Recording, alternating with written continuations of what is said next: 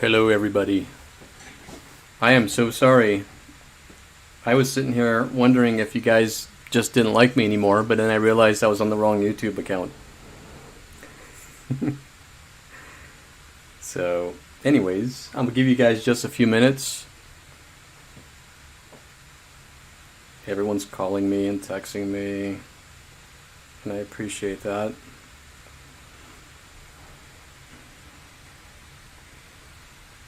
Well, you better not mess up your dad's laptop or you'll be in big trouble. Just kidding.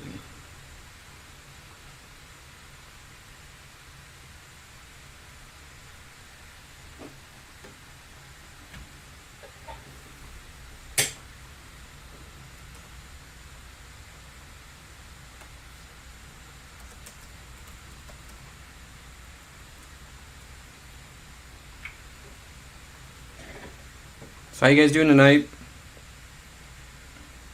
Good? Awesome. Well, it's Friday night. I remember that it's Friday. I lose track of the days. But we're going to paint this awesome piece in the upper right-hand corner there. Mount Fuji. Pretty awesome. I'm excited about it. You guys all ready to go? I have a very special guest here with me tonight. My former student and my friend and adopted art daughter, Miss Kaylee Morales. And she is sitting in my studio, hanging out on a Friday night, because that's how we roll. Want to say hi, Kaylee? Yeah, I'll be your audience back here. Yeah, she's going to be clapping and cheering me on. Cheering you guys on. She'll hold up the applause signs when I tell lame jokes so you guys can laugh at them and clap. Well, you need to slow down. Oh, slow down, you're losing the audience. Watch the bad words. I don't say bad words. So is everybody ready to go? Hi, Lydia. How are you? Nicole, Jeanette, Lisa, Cassie. Cassie's been painting along with me every time we paint. All you guys have. That's awesome. So, anyhow, let's go ahead and get started. Are you guys ready? Give me a thumbs up if you're ready. Let me know.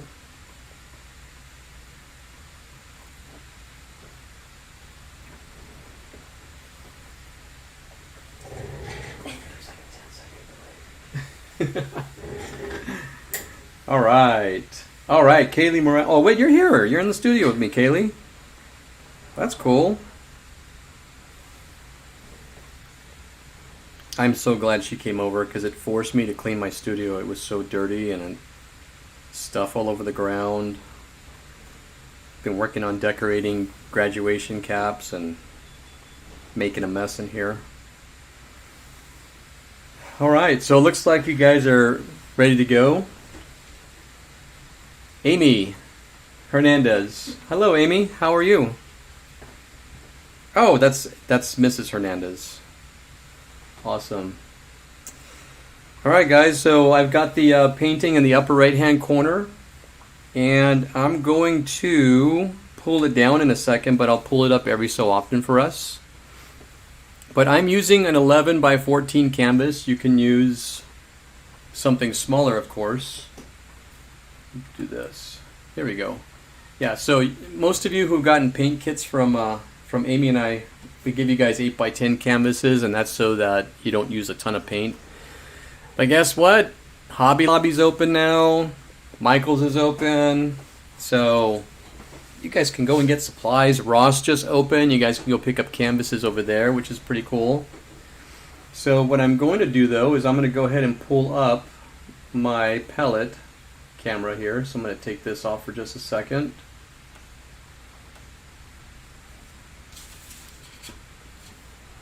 It's not working.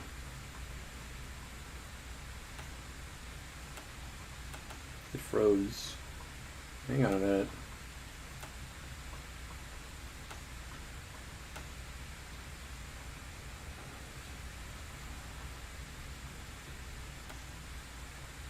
Hang on a second, guys.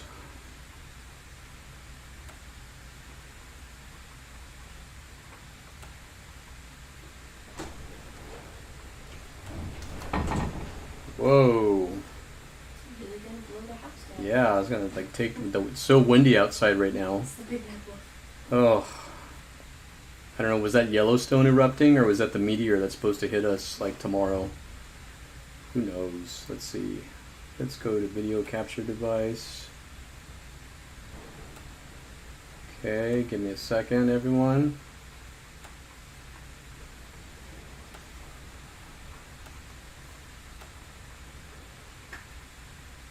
Oh, it's not coming up, guys. I'm really sorry. Give me just a minute.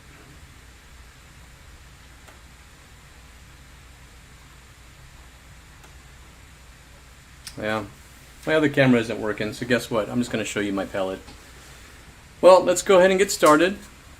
I'm going to start off by painting the background. Now I'm getting out of focus. There we go. I'm going to make a Payne's gray for my background, for my sky. So I want you guys to look at this here. I'm going to pull up the picture. We're going to start with the background first. And we're going to make a gradient, and that's basically what I teach my students is gradient is a gradual increase or decrease in values from dark to light or light to dark.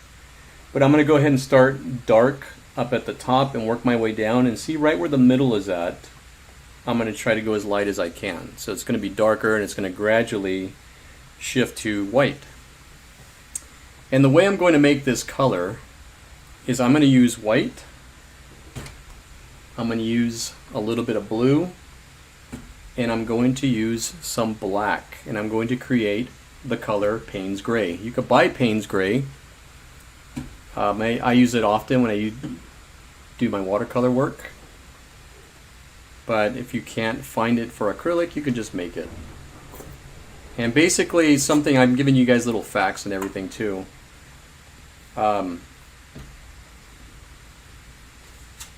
One second here. Basically, anytime you put black, remember this is a little fact for you guys. Anytime you use black, it actually pulls the pigment out of your paint, so it'll desaturate your colors. So anytime you want to go for a less vibrant color, you just mix in a little bit of black to any color, and black is cool. The color black to use for certain things, but I don't like to use it a lot because it's the color killer is what I call it. So here's my palette right here, and I will fix up the other camera here in a second, but I'm going to go ahead and rinse my brush. Everybody should have a cup of water just like this. And remember, when you rinse your brush, you can probably see this now, I'm painting the bottom of my cup. Ooh, that looks cool. You can see that really good. So whenever you rinse your brush, this is what you should be doing. You should be going back and forth. Never smush it around, never rinse it out like, I don't know, but just very gently. And then what you want to do is go to the edge of the cup just like this and pull as much water off as you can. So let's go ahead and start. I'm going to go ahead and make this Payne's Gray color. Watch how I do this. I'm going to pull aside an area just like this right here. And now watch how I do this. I'm going to add a little bit of black. It's going to give me that really cool. You guys can see that right there. That's like a Payne's Gray. It's like a blue gray. Okay, you can add more blue if you want, or you can add a little bit more black. See these different tones right here? Okay, so I don't want too much black, but I've got this little area right here. Now also, don't overblend these colors. These colors are really cool. I don't know if you can see that real well, but I like all the organic painting technique where I leave all these streaks in there. Let's go ahead and start. I'm going to start right up here in the upper right hand corner. I'm going to work my way across. That's cool looking already. See if I can lighten that up a little bit.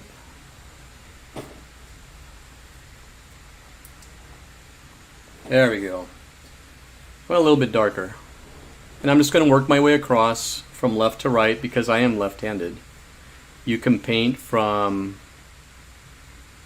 or I'm painting from right to left because I'm left-handed. But you can do whichever way you like.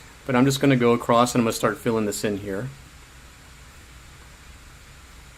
Back and forth. Now remember, this is your first layer of paint, so don't overdo it and try to like really cake it on, and always paint the sides of your piece. See that right there? That's cool. That's my foundation. And I'm just going to keep painting across. Don't try to like get the entire image in the first shot. Remember, anytime you guys paint with me, you know that I like to layer my paintings. I'll put about 2 or 3 good layers of paint on. So in other words, like right through here, there's going to be like a white streak of the clouds, but I don't want to put that in yet. Also, this is the awkward stage where you're going to be streaky. Also, this is something else you want to look into, and if you're painting with me the first time, see that right there? That means you have a thirsty brush. So you need to get some more paint on your brush. And this is where you can have fun. You could deviate a little bit from what I'm painting because I'm just a reference, you guys. Remember that. I want you guys to ultimately do your own thing. But here I'm mixing this up again. White, blue, a little bit of black. You see those cool tones that are in there? Or if you just did this, it's very blue. Look at those colors right there. Lots of color, gray blue. And that's what we're kind of going for. And I like that. So I'm going to load more paint on. I'm going to go back and forth. Now, here's the other thing too. Once you get paint on your canvas, leave it alone. Let it dry. It's got to dry up. If you keep going over and beating up the paint, it's never going to dry. It's going to get sticky and tacky, and it won't adhere to your canvas very good.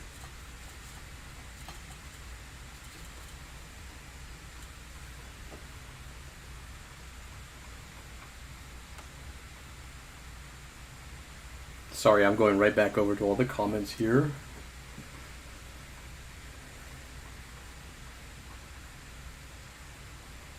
Hey, Emma. Next week, I'm going to be doing a kids painting again. And it's going to be a lot of fun. So we will be distributing paint kits for all the kiddos. But I hope you guys like the painting. I think last week we took a break. Yeah, we had too much stuff going on. I appreciate everybody being patient and hanging in there. We're doing graduations. Amy and I are both teachers, so end of the year for 2020 was not very nice to our students, and we had to do our best to just make the best for everyone. So we were a little occupied, a little backed up, a little stressed out, but we're all getting through it. Ooh, that looks cool. Look at that. Make sure you put a good amount of paint on, too.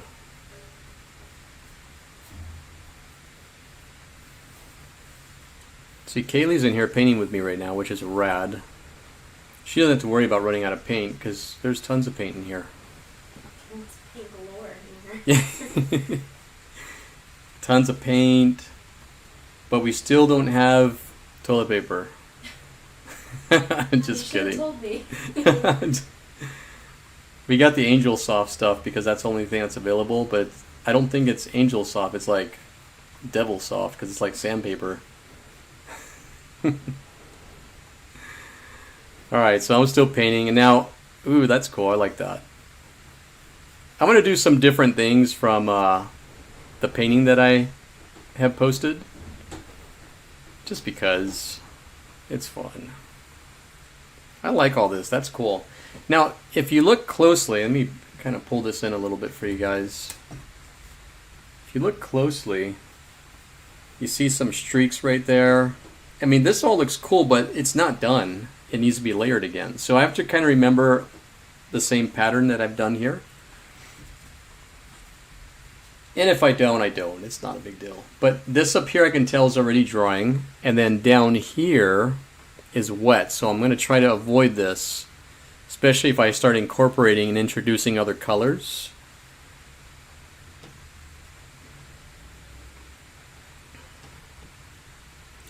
But I definitely wanted probably the middle of my canvas right here. I wanted to start going lighter. So maybe I shouldn't have done that, but it's alright.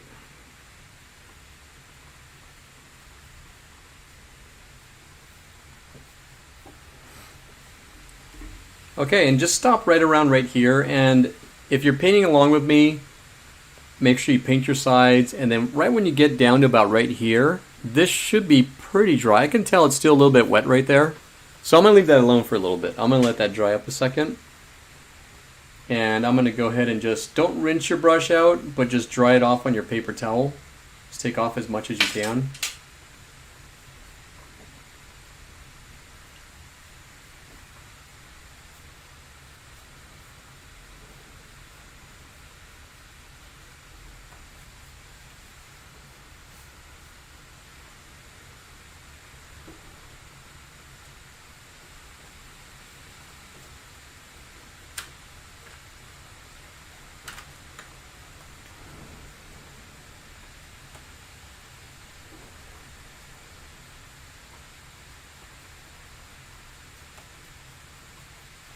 Hang on a second.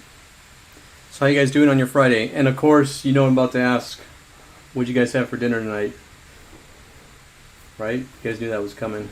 What'd you guys have? We had Panda Express. And I had to sell one of the kids to pay for it because they went up in price. I don't know why. But it was yummy.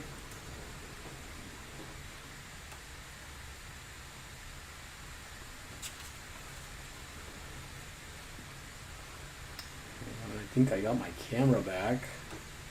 Yay.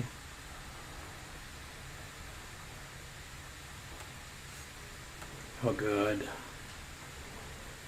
Okay.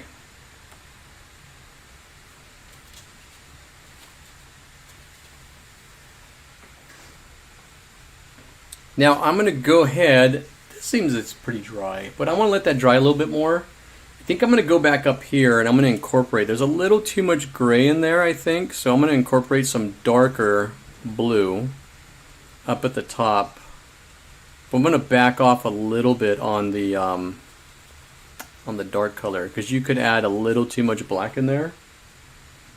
I'm going to go right up here. Let's see how this looks. Yeah, there we go. Now here's my second layer and it's dry. If your painting is dry and ready for another layer of paint, you'll be able to tell by the brush gliding across. If your brush glides across real nice, you're good. If you're brushing and it's like sticky and doing that, that means it's still a little bit wet or you need to put more paint on your brush. So I'm mixing up my palette here. Now I'm going to start doing some variations. Watch this. I'm going to put a little bit more black in here. And I might want to throw some darker right here. Leave that. That's cool. Maybe brush it out a little bit. That's cool looking. I like that. And I might put a little bit more, like maybe right here.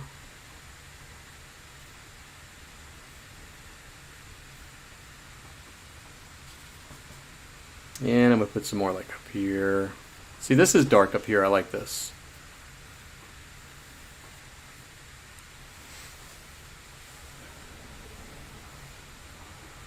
And now I'm going to wipe off my brush. Pull this right over here so you guys can see this. Oops. Keep bumping this camera. And I'm going to throw some white in here on my brush. But I want to dry brush this white in here, so I'm putting white on my brush right here. I'm going to wipe some of it off. Because I don't want to really goop it on there. And I almost want to give it like a brush, like an airbrush type look, where it's just kind of, ooh, that looks cool. Just like that, right through there. And I might want to do a little bit of that. It's like a dry brush technique right there.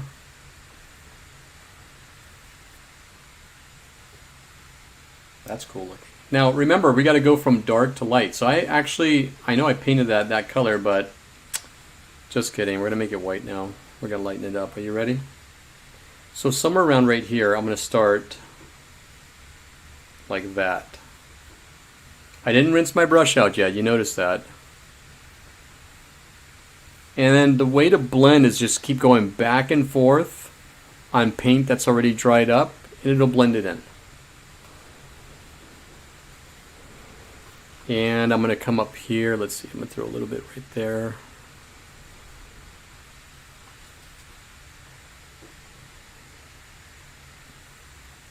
Now remember, you guys are all going to have something totally different from mine. This doesn't even look like the original one, and that's okay, because it's going to be different every time. It's not a big deal. I want to throw a little bit of white right here.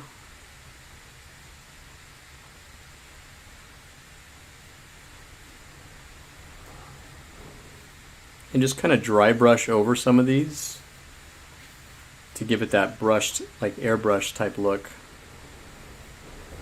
It's easy to do that with oils. Acrylic, it's a little bit tougher because acrylics start drying like the instant they touch your canvas, whereas oils will stay wet for days. And you could do those cool cloud effects. That's cool, I like that. But now I notice I probably need some darks, so I'm going to go ahead and wipe my brush off.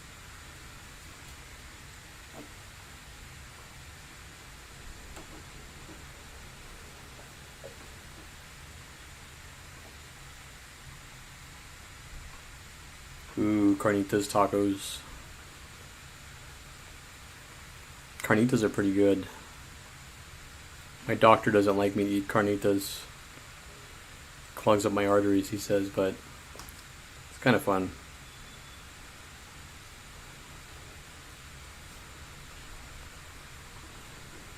Kaylee, have you had your cholesterol checked? Not at all. I try not to, because then they tell me it's really high and they tell me to start eating like better, and I don't really want to do that. They told me that my triglycerides were high, but I didn't really know what that was.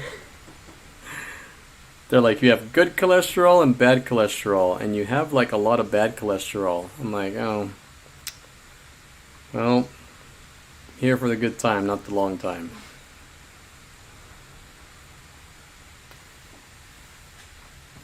Carne asada. Look at everybody what they're eating.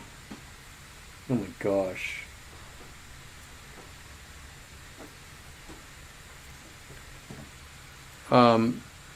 Evelyn will get you guys some canvases next week because we're doing a kids paint night.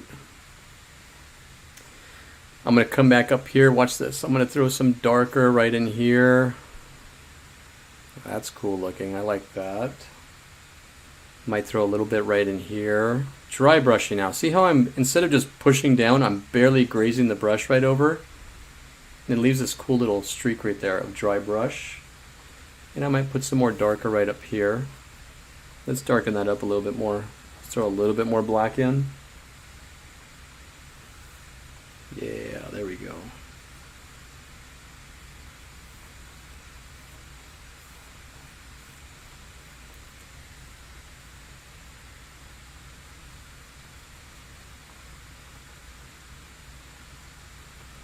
How's everybody doing tonight? You may be a little tipsy, Cassie.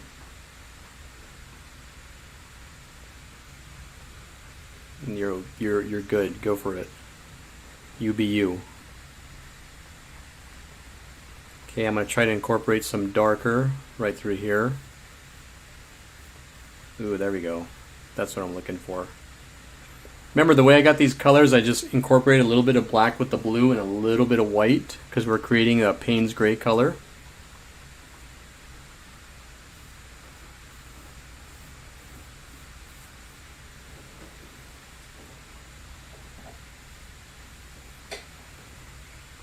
You're welcome. Alright, I don't want to spend a ton of time on this because I think this is good. Now, the next thing we're going to do is we're going to paint this in layers. So we're going to have to wait for this to dry because we're going to paint the sun on there, like the sunset, which is pretty rad. We're going to be using yellow and red to create a really cool orange. You guys are going to hate me because we're going to be painting a circle again. And you guys are all going to say, I liked it until you made me paint a circle. But you're going to get really good at it, I promise. What I might do, since I'm waiting for this to dry, I might paint the bottom right here. So I'm wiping my brush off because I'm going to go from dark here to light up here, and I want these two to meet. and I'm going to create this background, and I'm going to create layers. The mountain, Mount Fuji, is going to be our midground, and then those cool cherry blossoms are going to be our foreground. So I'm going to get some more white, and I'm going to go ahead and continue this whole thing here. That needs to be more white.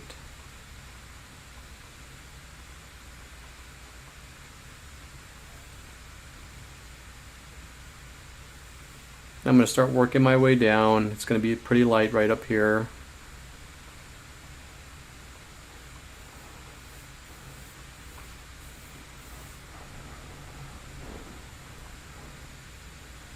Now, if you've noticed, I threw some more straight white on here and all it did was blend in. So I've got to let it dry. So I'm going to paint the sides up here again. And then right here I'm going to go from dark, like really, really dark, to light up that way. This is going to be that little valley that's through here. Okay, so I'm going to add some more white and see how this works. Back and forth.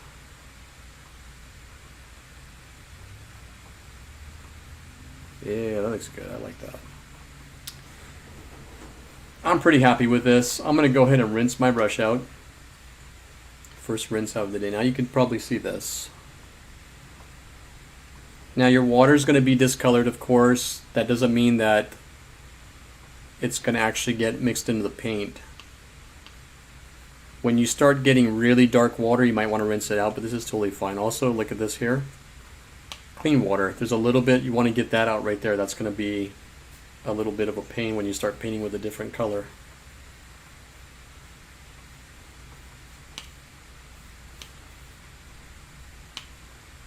All right.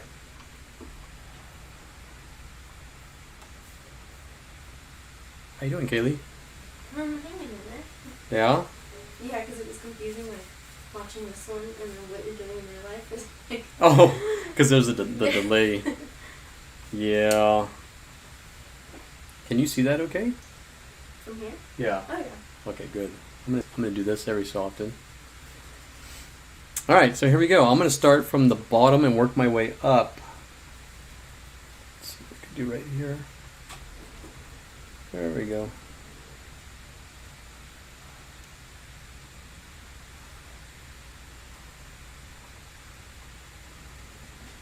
So I'm going to go ahead and grab some of this straight blue, and I'm going to throw some black right into it.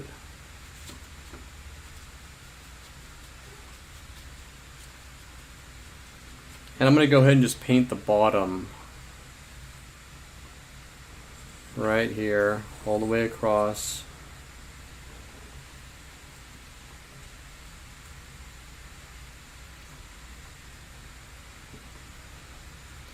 Now don't get discouraged if it isn't the like dark color that you want to begin with. It's just going to gradually get darker and darker, just to be patient with it. You're going to see the canvas showing through for a little bit. Just have to work your way past that and say, no, it's all good. It'll get there.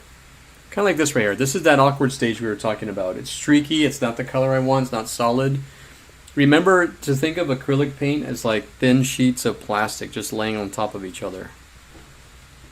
Okay, that's the best way that I can put it. And you just have to be patient. You're going to have to let it dry. And then go ahead and just brush this out. Keep going, keep brushing back and forth till you run out of paint, just like that.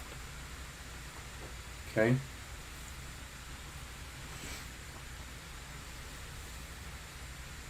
I like this. This is nice. Nice transition of colors. Got some white going through there. Now remember, anytime we paint these, some of you get a little frustrated and say, well, it doesn't look good, but just keep in mind, we're going to have Mount Fuji right through here.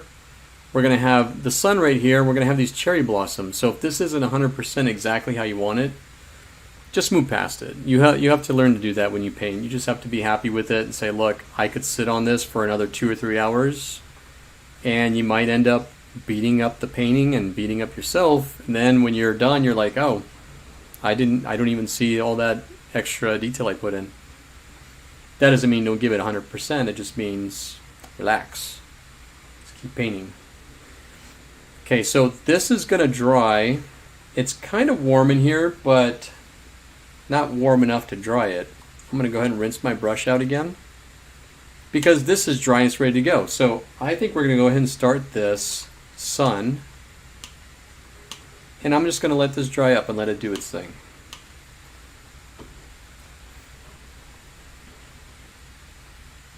I'm going to pause for a minute. I'm going to go and look at what you guys are saying to me.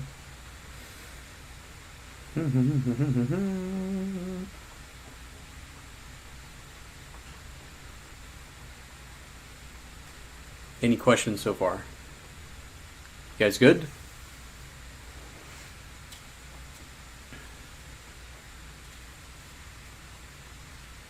It's supposed to be really nice tomorrow if you're in the desert. Is that weird to hear that? Really nice and in the desert weather? Kind of. Okay, so this is all dry. Now, here's what I'm going to do. I never touch my paintings this way, which I'm not touching them. But I always use the back of my finger. This is from some other paint. I didn't actually touch it. But if you want to check to see if it's dry, you could do one of two things. You can look and see if it's got a sheen to it or if it's shiny. That means it's still wet. If it looks dull, it's ready to go. And what you could also do is just get the back of your finger, don't use the front, and lightly graze over it. And guess what? That is completely dry. So we're ready to go. I was using my flat brush for this whole background, and we're going to switch back to that in a minute. But now what I want to do,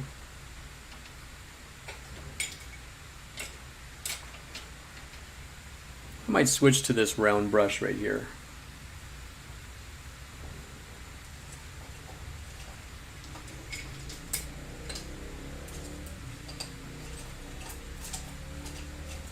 I have like 500 round brushes here, and I can't find the other one I was going to use. Oh well, I'm going to just use this one. This is a smaller brush. If you have a smaller brush, that's fine. If you have a bigger brush, that's totally fine as well. So here's what I'm going to do next. We're going to be using these two colors, ketchup and mustard,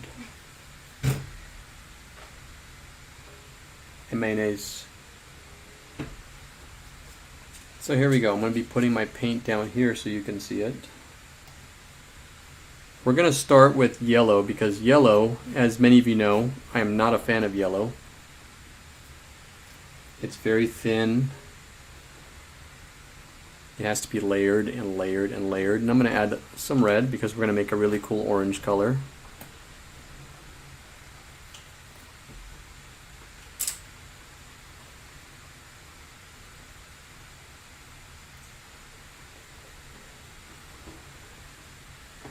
All right, I'm going to give you the best way to draw and paint circles. What I want you guys to do, now we're going to be painting the sun more towards the left side of the painting. So if you could imagine that this is split right in half, right here, we're going to want the sun on the left portion of this. I'm going to get my fingers and I'm going to do this. I'm going to say, okay, somewhere over here, and I'm not going to mark it or do anything. I'm just going to tell myself, this is about where I want my sun to be at. Probably somewhere here. I just want the even amount of space between the top, the sides, and the bottom doesn't really matter. But these are going to be little guides to help you paint this circle. When you paint circles and when you draw circles, you don't paint using your wrist. Try to use your whole arm and go in a circular motion. You could even practice this before you actually paint it. If you keep your wrist locked and you move your hand around just like this. Okay, start out smaller if you have to, and then what happens is you can correct it and say, okay, well, it's a little small, it's a little crooked on this side, then you can start making adjustments. So I'm going to go ahead and mix this color up. I'm going to make an orange right now.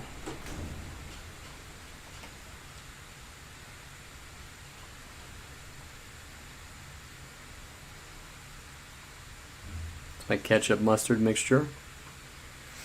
So somewhere here, remember, left side, this is a bravery test too. This is the left side. I want to put it somewhere right here. I might even put a mark right here. Somewhere right there. And probably right here.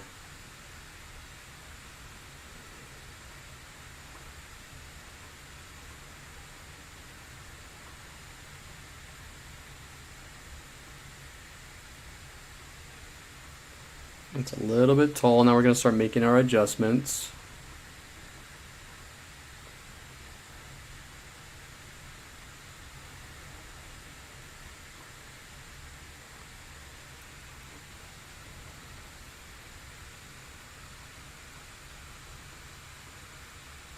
And then paint slow. When you get the brush pushed all the way down on the brush like this,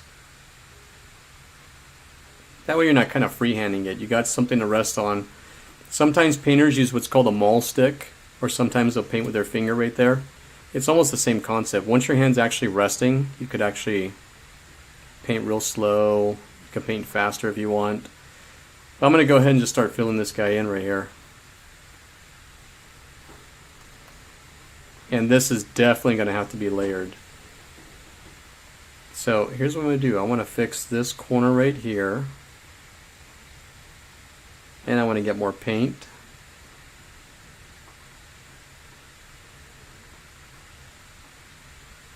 Just like that.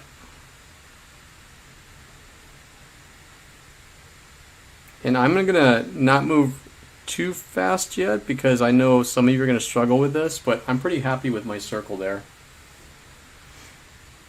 So now I'm going to go ahead and just rinse my brush out. You guys are all going to catch up. It's totally fine. Get all that paint out of there.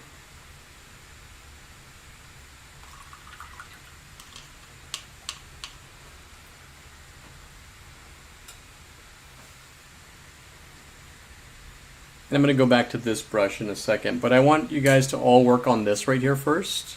I don't want anybody left behind, anyone to get frustrated, because this would be a little bit frustrating, but you just need to relax and have fun. I can already see some stuff that's wrong with it. Like it can go out a little bit more right there. This is a part where you get to reflect on your piece and say, okay, I need to fix this right up here, and maybe I need to whiten it out a little bit somewhere. Everyone's going to have their own corrections, but just stop painting when you're done with your circle. Take a look at it and just ask yourself, okay, what do I need to do to improve this? So I'll give you guys just a second. I'm going to grab some water too. Give me just a second.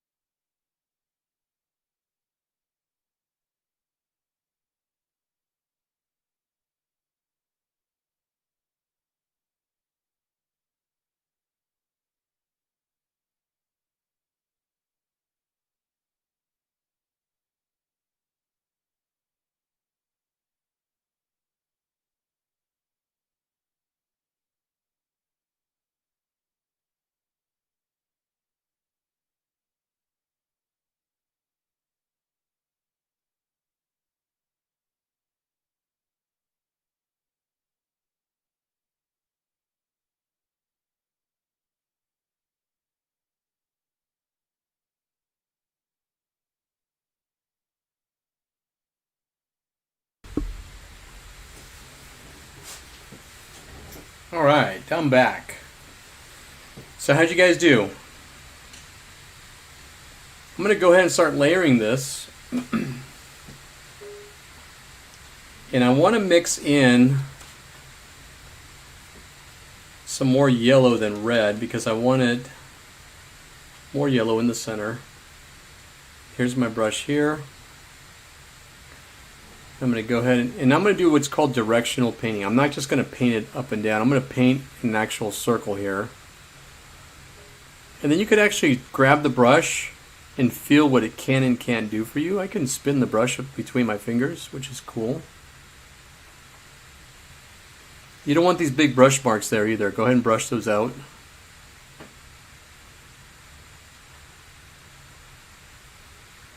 And again, you're going to have to let this dry on there because if you keep painting over it, you're just going to pull the paint off. But I'm going to go ahead and take that off right there. Now, you can actually paint lines with these brushes. Watch how I do this. If you paint with the brush this way instead of flat, you can actually paint straight lines, or you could do this here. I need to fix this up here, remember?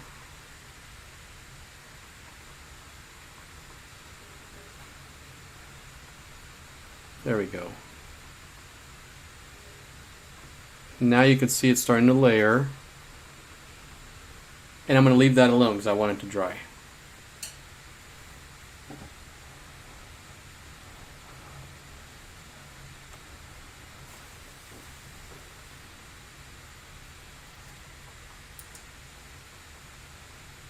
That's too bright, huh? Yeah, just keep it off.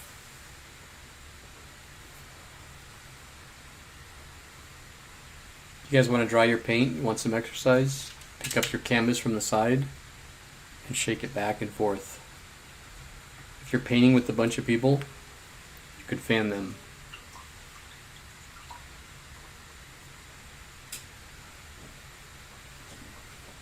So that's got to dry for a few minutes.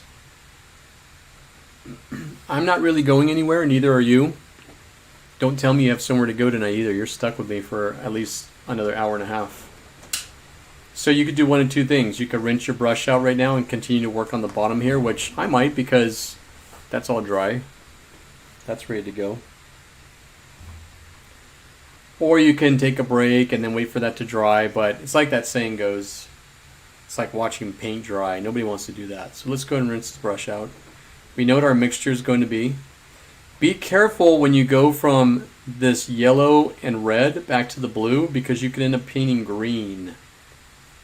Because yellow and blue make green. So I'm going to rinse this out. Get all that paint out of there. There's no more yellow and blue in there.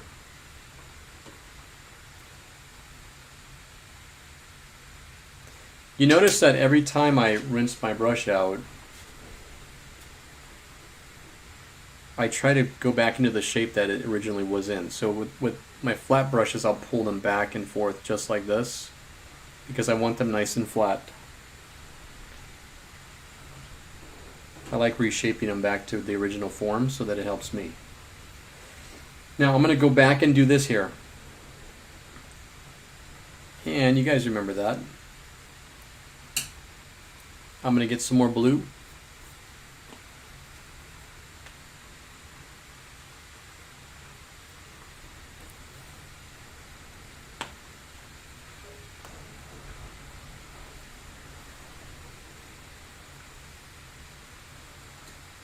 This is good. I'm not going to mess with that anymore. I want to work on the bottom right here. We're going to go darker again, so we're going to get some blue and some black together. Not too much. And we want to go ahead and paint, let me pull this up right here, the bottom right there. So here we go again. Oh, that's nice. Once you get that second layer of paint on there and it's not streaky, it's really satisfying. It's fun to see. And remember to paint your sides.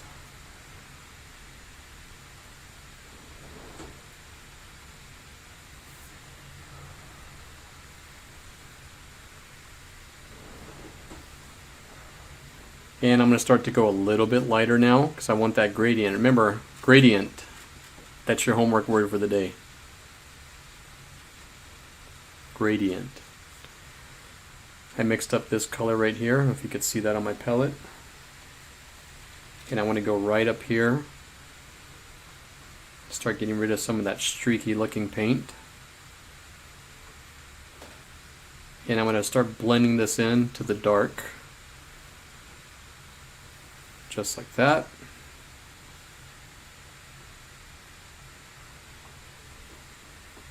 Now we have two extremes right here, so we're going to blend that out in just a second. We have extremely light and then pretty dark. I like this right here. That's pretty cool. So I think we're good on that. I'm going to go ahead and rinse my brush out. And I'm going to go to that blue-white, and then we're going to mix that out right now. Meanwhile, this is all drying up right here. It's still a little bit wet, but by the time we get to that, we'll be able to add our second layer of paint onto that.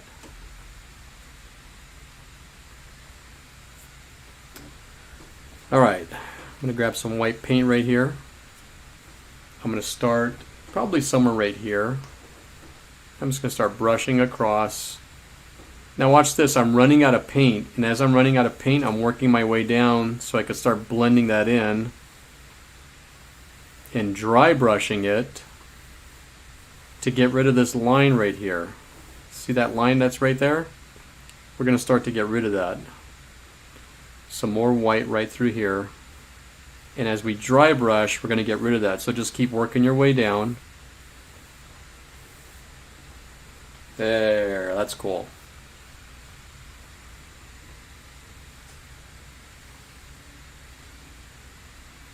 After we put the mountain in, we're going to add some more effects to that. But right now, I'm good with that. I like that. We're going to add one more layer of like a cloud effect. I might dry brush a little bit right up here just for fun. Let's see how that looks. That's cool. Right up here. Oh, a little too much, but no, I like that. That's cool. Now, the dry brush technique I'm using, I'm not brushing all the way down. I'm barely grazing the painting, just like this. So if you get the tip of your brush and basically graze across your canvas, that's a dry brush technique. That's cool. It's a fun technique, but it could be overdone, so don't overdo it. I'm going to rinse my brush out. And we're going to go right back to this right over here.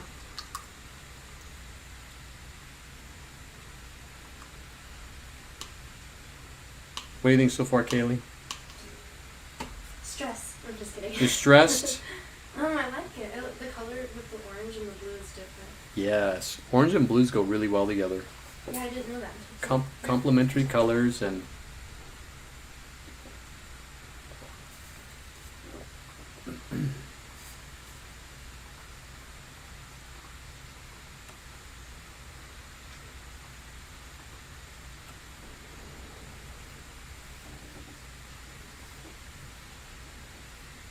Now, my circle's a little bit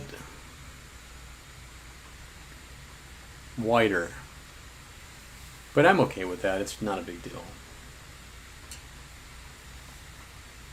These paintings are fun because when you have all these other elements in, they start hiding little imperfections. I already see a bunch of imperfections, but I'm not going to tell you about them because you'll never know.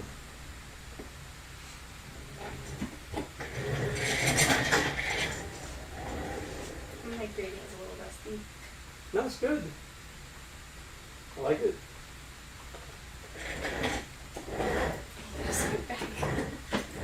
I have such a fart. It says, next time I paint, Kaylee's going to be sitting right next to me. We're going to have a different setup. And Amy's going to paint too. And it'll help because you're left-handed and I'm right-handed. Yeah, see, we're like, we're gonna fit in perfect next to each other. That's why everybody liked me in art class, because I wasn't right-handed. I didn't ever bump them, so they're like, yeah, you can sit next to me, you're good.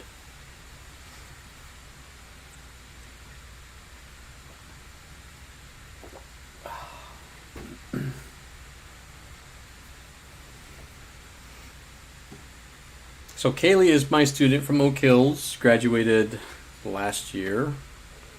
She was awesome.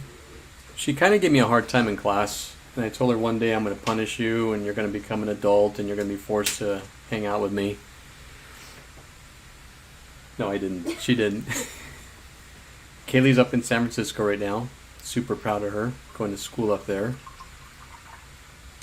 there's a lot of cool art up in San Francisco. A lot of cool stuff up there.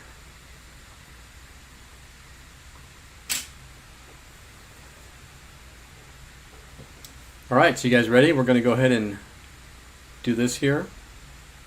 We're going to start adding some more paint to our sun.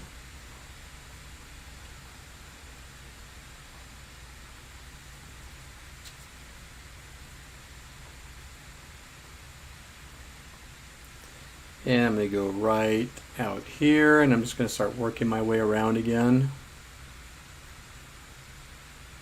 This is probably going to take about 3 layers of paint.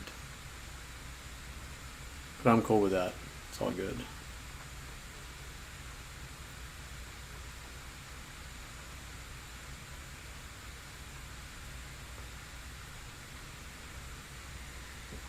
I like it. It's getting there. Now be careful, sometimes you can go in a little thick and you'll have these big thick lines. You want to brush those out. Like what I did up here. You don't want those to dry like that.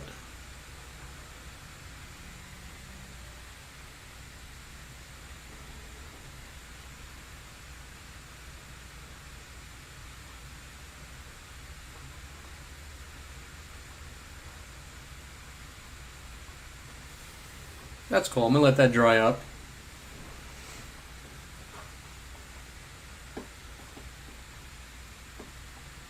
How's your pieces coming along, you guys? Good?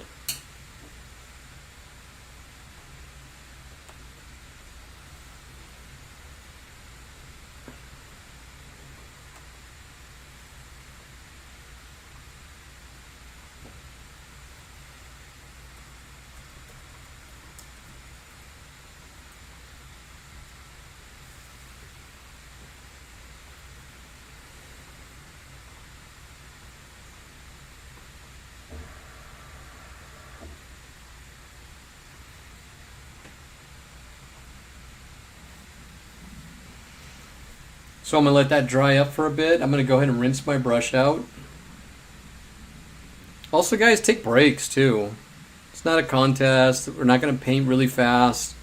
I told you guys I've done paint parties before, and you guys know as soon as this is all done, I'm going to do a huge party. Everyone's invited. But I would do some of these paint parties, and a couple of times, not often, but a couple of times, some of the painters would walk in, some of the guests, they'd say, hey, how long is this going to take? Because I have like exactly 2 hours. And I don't know what to tell them because it really depends on them, but also I'm not here to just knock it out real fast. It's not like a chore. I want to have fun doing it.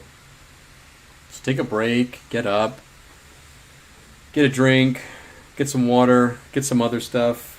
Stretch your legs out.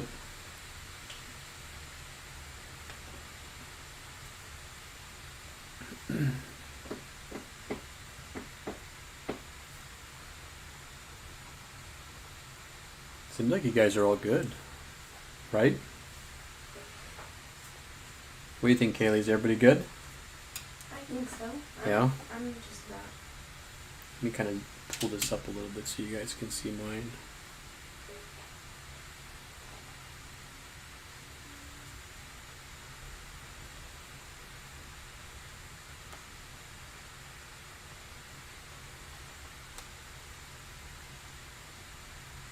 There we go.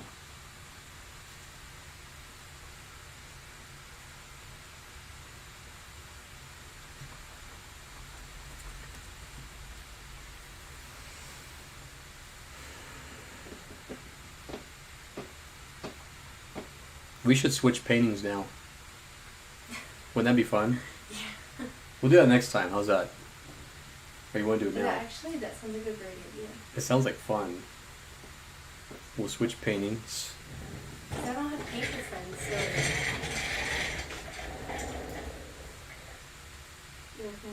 so. I like that. It's totally Van Gogh. Okay, bring that over here. Are you okay for me to show it to everybody? Yeah, it's dry. Okay, so here's what Kaylee's gonna do. Kaylee's gonna put her painting in just for a second. She's gonna talk about her painting. Oh. This is Art School 101. I know the colors look a lot different on there. Don't they? So Kaylee, I tell her she has a very post-impressionism style to her artwork, like Van Gogh, Seurat, Edgar Degas. But look at all that right there. That's really cool. I love that. You did that on purpose, didn't you? I like my streaks, yeah. Yes. A lot of dry brush. And I love the pains, the desaturated colors in some of these pieces. Because they're very like Van Gogh, and they used a lot of those in the early 1900s, turn of the century. So, very cool.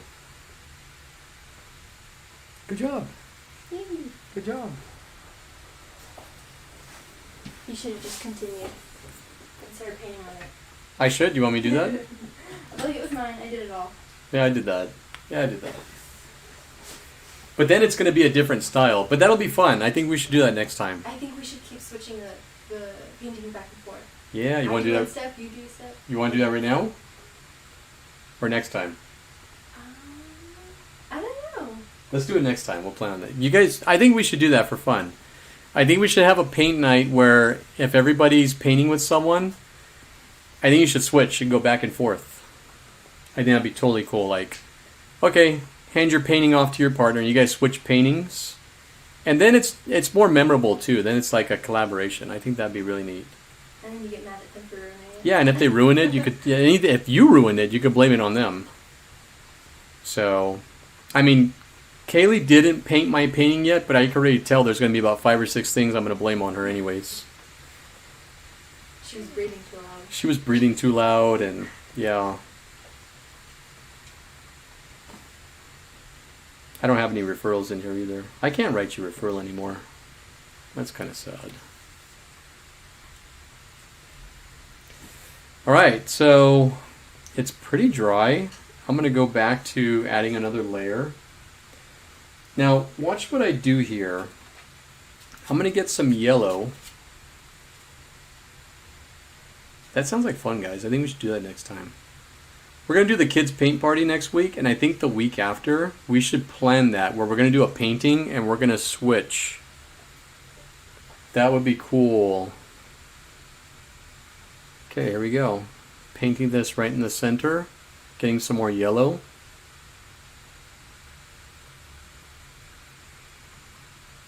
Remember to paint in the direction of this sun.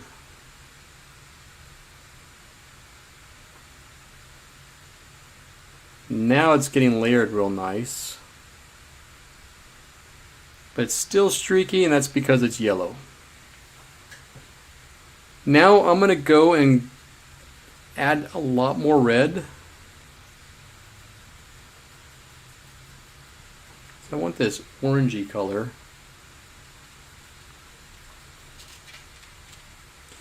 And I'm going to go ahead and start working my way on the outside. But watch how I paint this.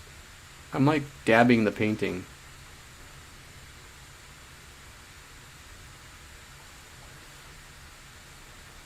See how I'm doing this? I don't want to just paint it. I want to add texture to this. And I'm going to start doing this from here on out.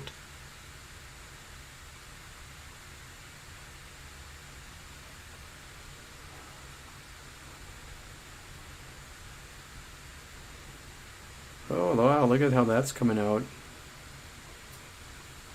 Oh boy. Is it working for you? It's doing something. You have to just play with it, and then you'll get your groove with it, and you'll say, okay, cool, I got it now. Different pressure on the brush is going to do different things. Okay, so now I got this red on the outside. It wouldn't hurt to grab more yellow and just kind of go back in. That's a little too much red still. Grab some yellow here. And then kind of meet them in the middle.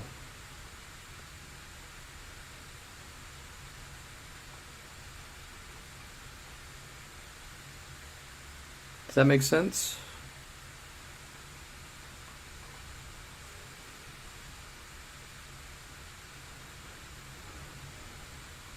Just have fun with it, experiment with it. This is where you find out what you can and can't do with these paints. If you want to continue to paint with me, and you do like this, which you should, it's a lot of fun, the next time you'll say, you know what, I remember I tried this last time, and this is, now look at, I'm barely tapping it to get a different effect. But you'll definitely go back and say, you know what, I tried this last time, and this is what happened.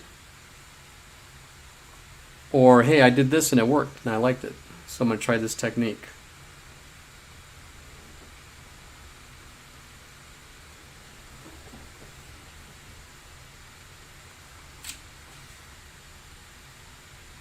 You guys saw that. There wasn't any like trick photography or anything crazy that I did. I just was popping the brush around. I'm going to adjust this.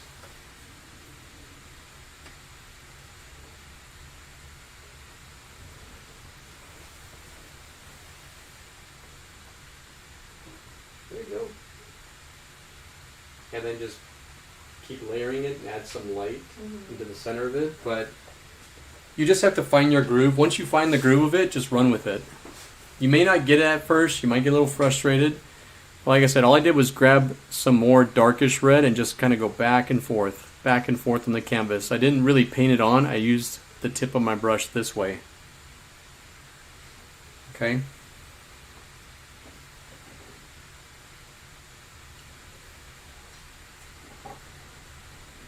Now that's drying and I don't want to touch it. I'm going to go ahead and rinse my brush out, and I'm going to let you guys catch up with that.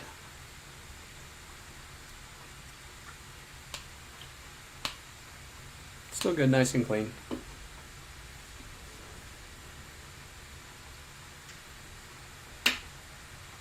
I'm going to throw this out now.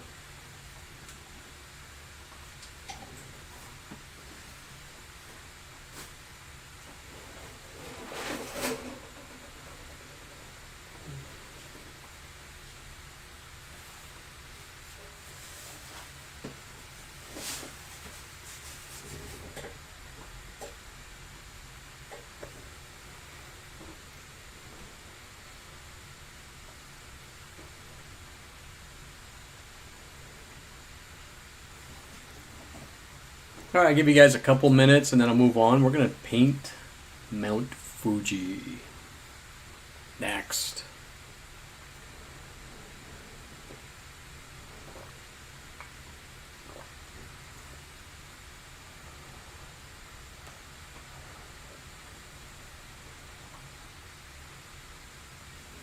Okay, so Bella and Aubrey are catching up. I think a lot of you are catching up, so I'm going to give you guys a few minutes.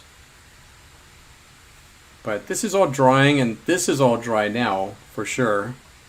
But I'm going to paint Mount Fuji next, and it's going to come up through here. But this is still wet, and my concern is that I don't want the mountain that I'm painting to touch these wet colors, because then it's going to turn to a mess. So I want these to be at least completely dry right there before I start painting. So you guys are good. Also, what I think I want to do is I'm going to put a little bit of an outline on this. You don't have to do it, but I'm just going to do it. I'm going to grab my round brush here. And I'm going to grab,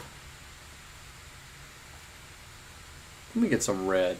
Let's do some red, and let's try a little bit of red and blue. It's kind of purplish, so I'm going to go more towards the red value, because I don't want it purple, and I might add a little bit of black in there.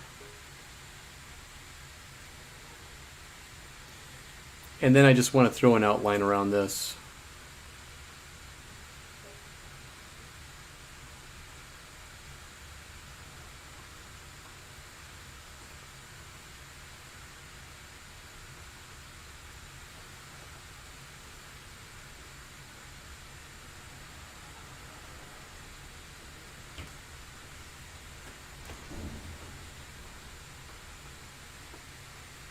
Nothing major, but I like it. I think it's cool looking.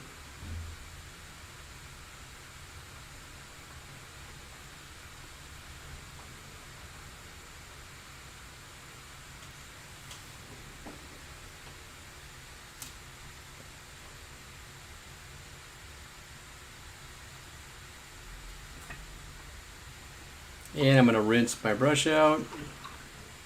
This is still drying up right there. Now, remember how we started? It was all streaky. Now look at it. It's starting to thicken up, and then it's going to become easier to layer with paint. And you may not have to use as much paint for next time. I still want to add some darker red around here, but I'm not going to, because this is all wet. If it's still wet and I start popping more color in, it's just going to keep blending, and it's going to just not come out to the color you want.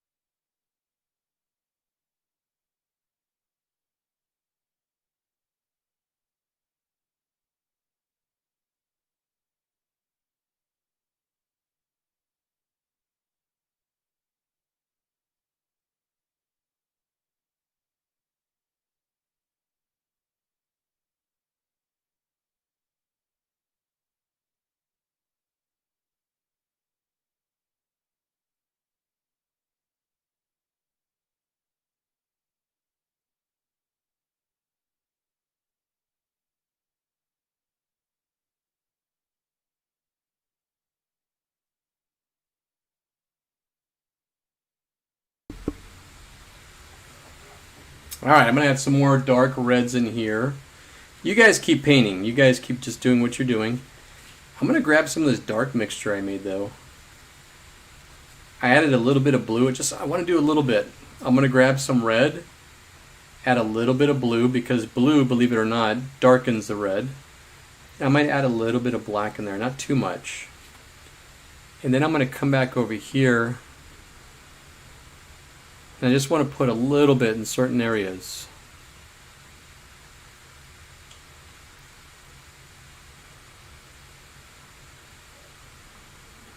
Don't worry about this. This is going to get covered with Mount Fuji. And then a lot of this, I was just telling Kaylee, you may not even see a ton of it because it's going to be covered up with cherry blossom trees that we're going to put in. I just want to put a little bit right here.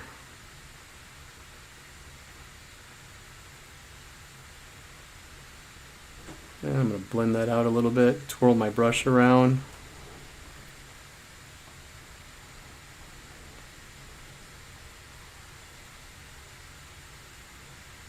Not too much though.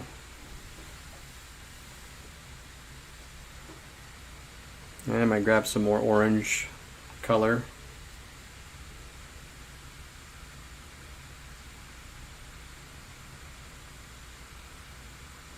Just have fun with this at this point, you guys.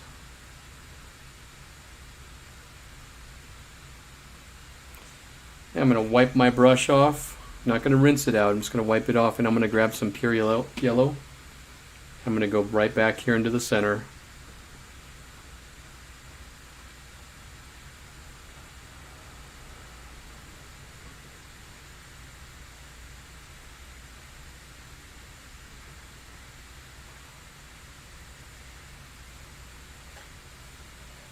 I like that. I'm happy with it.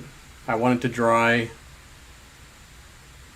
because I want to paint Mount Fuji next.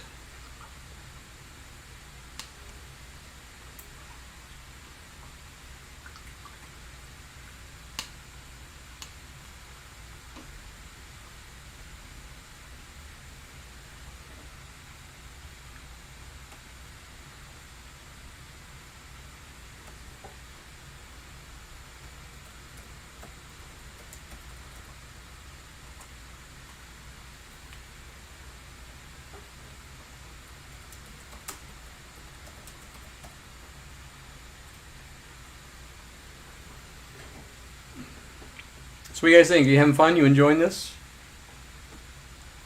Kaylee, you having fun? I'm having the best time. Excellent. We all needed this break right now too. I know I did. Oh yeah. Kaylee and I were talking about this the other night. This is the nice little escape. Clear your mind a little bit, clear your head. Remember what's most important to you.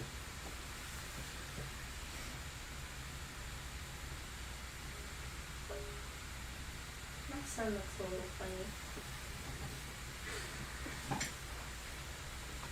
What happened? I think that if you just add some dark and then let that dry up a little bit and start popping in some more yellows, it'd be totally fine. You could even get your brush and kind of blot it in there. But I think for sure, like right there, use the red and throw a little bit of blue in there to darken it up, and you could throw a tiny bit of black in there.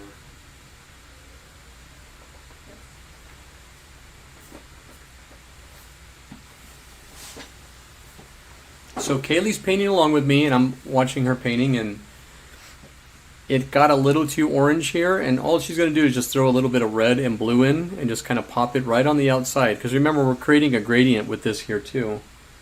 So I want to go from a darker to like a lighter. But remember, you got to let your paint dry. If you guys have a hairdryer, use a hairdryer too. I think that's what it was. It was too much orange. Yeah, and at least you got a base coat of it, so now you could just go in and start. Yeah. I always tell you guys, I'd rather see you guys go from light to dark than dark to light. So if you've got a mid-tone orange, it's easy to add some yellow in the center and then go darker on the outside. But once you go darker on the outside, it's really hard to go over that unless you just keep layering it and drying it with the hair dryer. Okay, and if you want, you could use your round brush. You could even do stuff like this. So I'm going to grab some yellow. I might throw some yellow in certain areas right here. That's kind of cool. That wasn't on the original painting, but It is now. it is now, right? That's cool looking. I like that. I'm going to add more.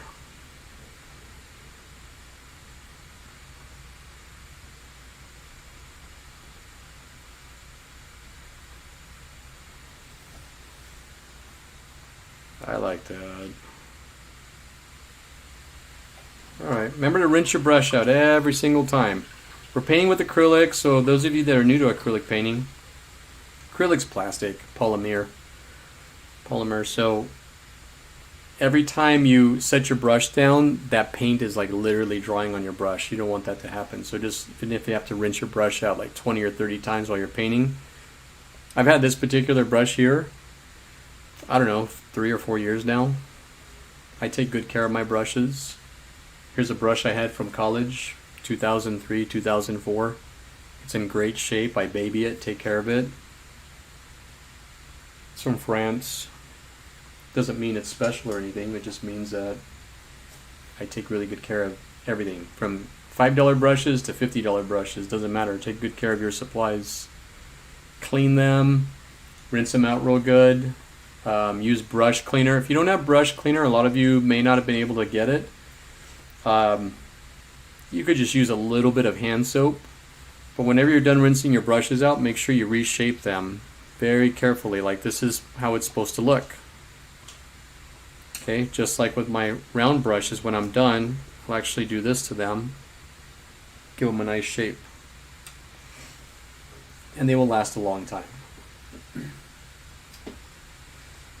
I think I'm ready to paint Mount Fuji. What do you think, Kaylee? You want a few more minutes? Yes. I'll give you guys a few more minutes. Not in the yellow.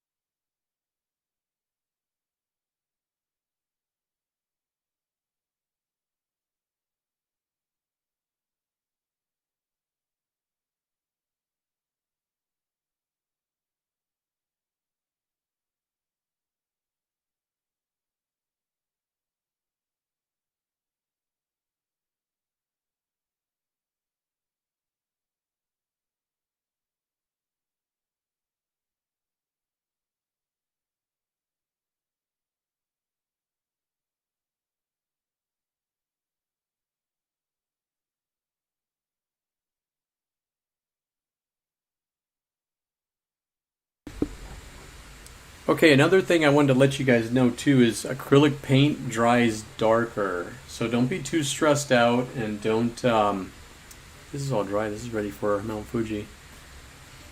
It always dries darker. And it's paint. If it doesn't come out the way you want, you could let it dry up and paint right over it. Okay, so here's what I'm doing next. I'm going to get my round brush and I'm going to paint a mountain using those same colors that we used right up here. So I'm going to go ahead and grab some blue and some black. And I want to add some white to that. I'm going to make a little mixture like right here.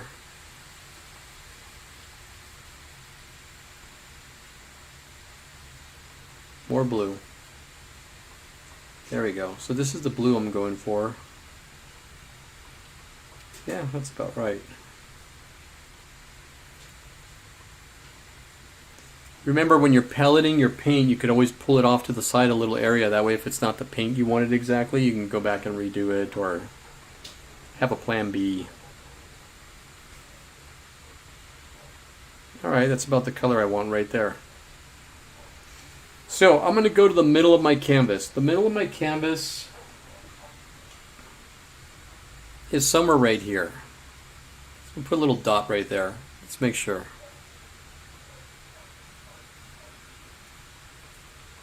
Yeah, that's about right. So right there. And then what I want to do is I want to go straight across. Put a little mark right there so I know that's the middle of my canvas right there.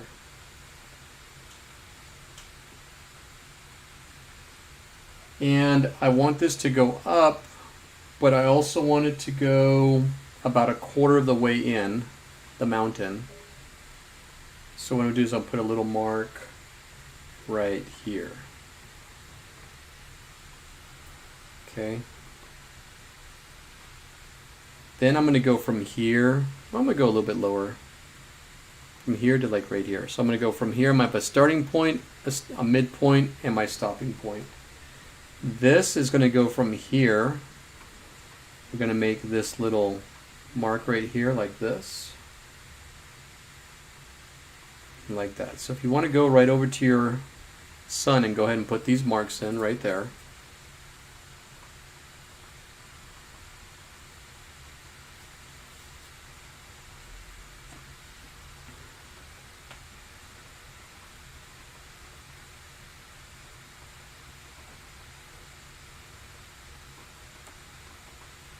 And it's a dark blue, right? Yeah, the dark blue. I'm going to put this up so you guys can see it.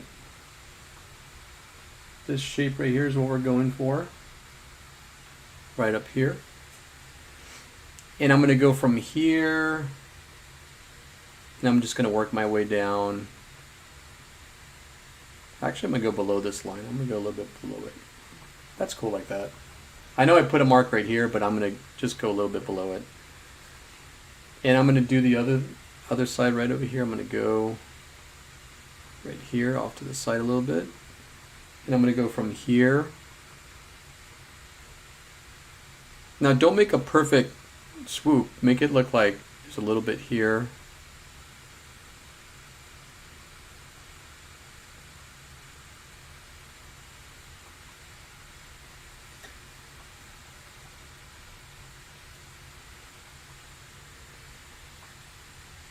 Needs to go out a little bit more.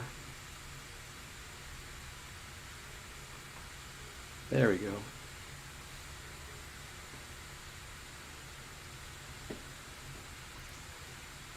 And then we're going to go to about right here. That's about how much gray we want. So right here, I'm going to go across to about right there. Then I'm going to rinse my brush out and go to my flat brush.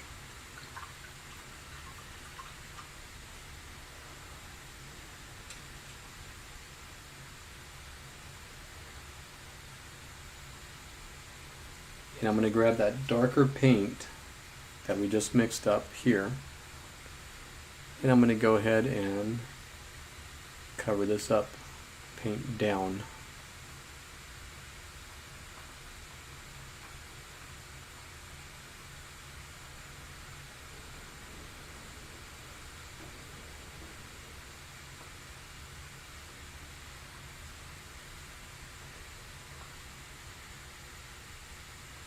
This is definitely going to have to be layered a couple times.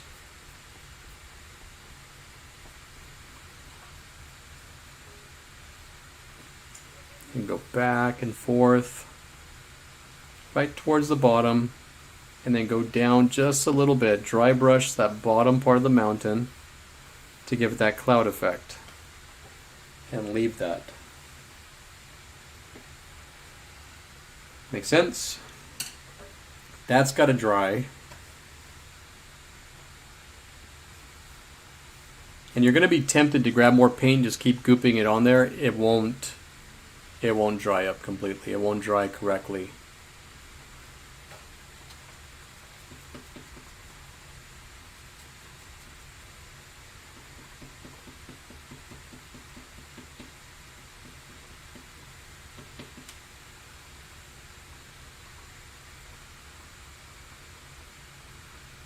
I'm actually going to go up a little bit higher on this. There we go.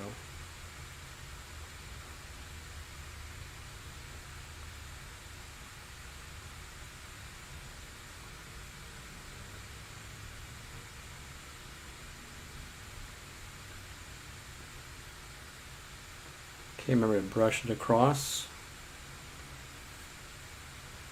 Don't go too much into this white right there. I just want a little bit of that effect. Get rid of the brush marks. Gently brush up.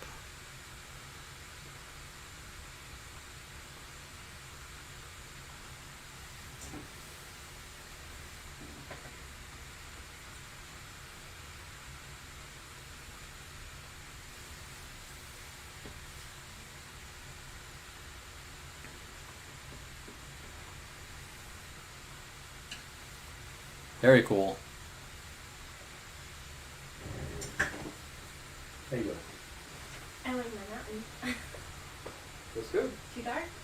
No. Not dark enough. Well, you can add some more blue to it. If it's too dark, just add a little bit more blue and start bringing it out, because you really want that, like the snow cap effect on there. You want it to really pop out anyways. Mm. So if it's too dark, you just keep adjusting it.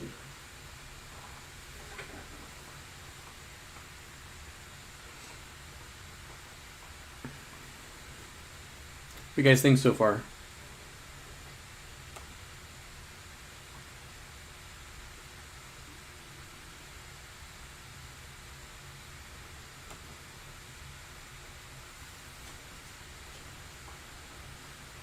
I might want to make some adjustments here. Let's see. Yeah, that's good.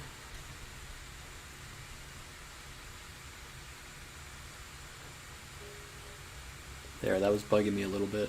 Oh, see what I did? I painted right over it while it was drying. Ah, that's what happens.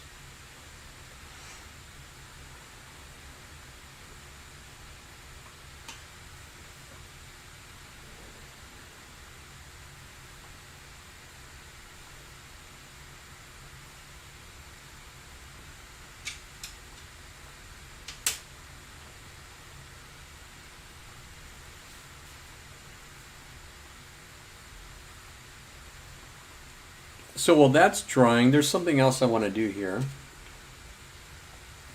I want to get some of that darker paint that we just painted right there. I'm going to go right here to the bottom, and I just want to do this. I'm going to put a couple little squigglies in here, right at the bottom. But I want it darker than that.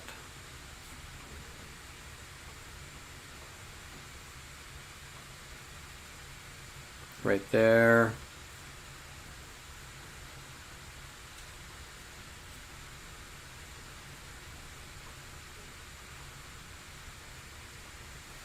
Just like that. That's cool looking. I want to go lighter on this, but I kind of like the darker effect. I know we always go from light to dark, it's easier, but I just want a little bit more lighter in there. I do like this. I like the element that we've got this in the background. This is our midground here, this area, and we really want to start bringing more vibrancy and more brighter colors to the front so that these all get pushed back into space. Okay? I don't mean outer space. I mean like space. Space in the composition.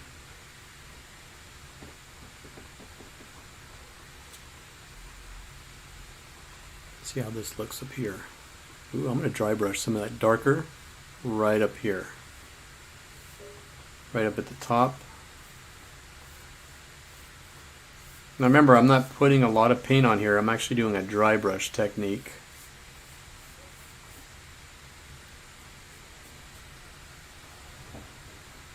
I like that. That's cool. Alright, so why wait for that to dry? I have this little path I'm going to put here in the center. I'm going to rinse this brush out really, really well. And I'm going to go back to these yellows and reds. So I'm going to grab some white. I'm going to make a little area right over here of this concoction here. That's about right. Everybody see this? Let's take this off for a second.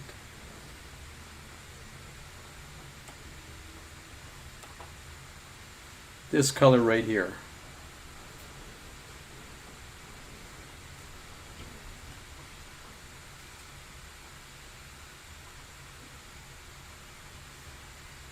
And I'm going to use my round brush. I don't want to go from the center here. I want to go for more right here. So this little area, if you want to go right down the center of the painting, somewhere right here. And all I'm going to do is go back and forth. I'm going to start out small and work my way bigger and bigger. Now this has to be layered too. You're not going to get this all in the same shot, but that's the start right there. And I might add a little bit more white, maybe some more reds in here, but don't go over that area we just painted. Go off to the side and get over some of the blue and try to avoid that yellow you just painted on there.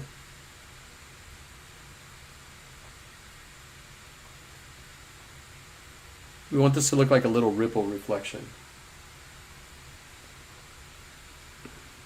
Some more white.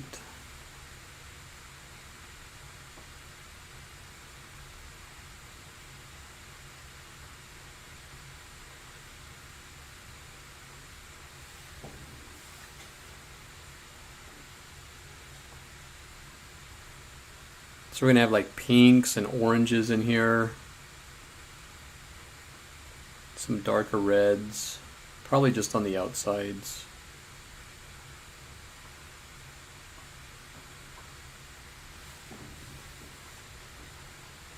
And this is what I like to do when I make little ripples in the water, and you guys probably seen me do this before.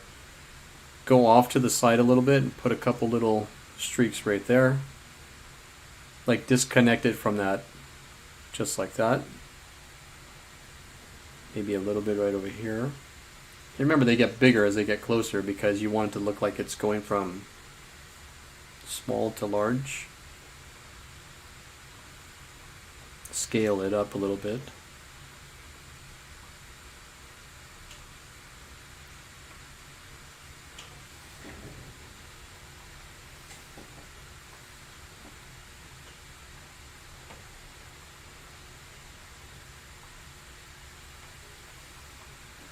And of course it's going to look streaky because it's in the awkward stage. Remember that awkward stage? So now we put a pretty thin layer on it, so it's ready for another layer.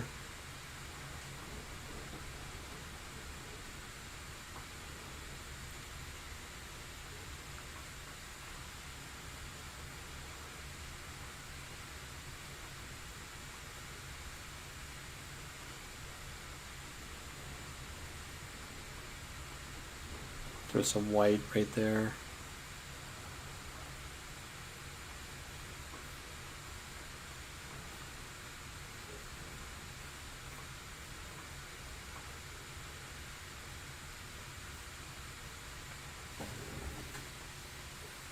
I like that.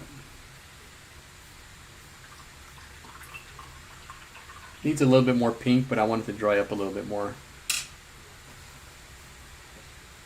Meanwhile, this is almost dry, but not quite, so don't be tempted to go back there and paint over it if it's still dry, because it'll start peeling, or if it's still wet, it'll start peeling off.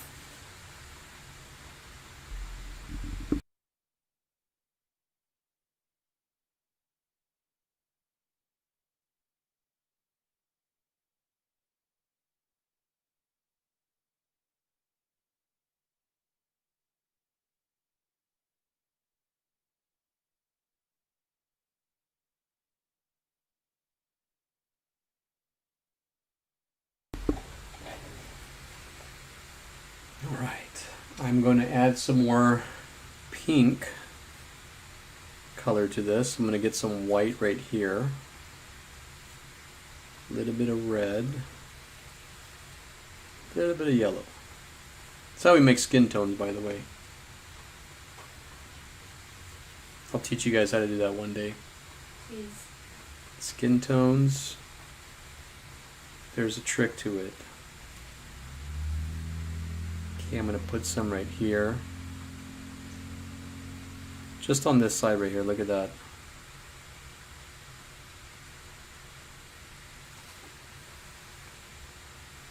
I might grab some yellow. Maybe we do more yellow on this side.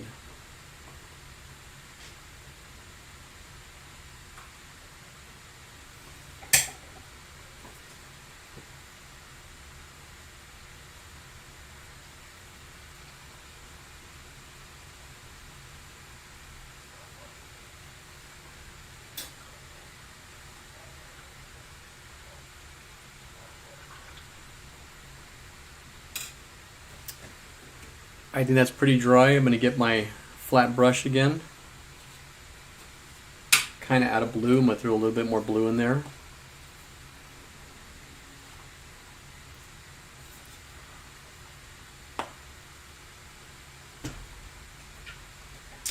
Alright, here we go.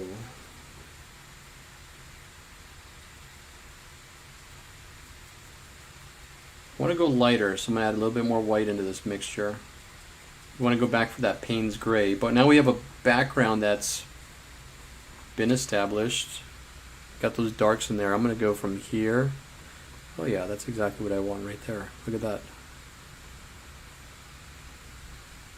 Now notice I'm painting upward. I'm not just painting up and down.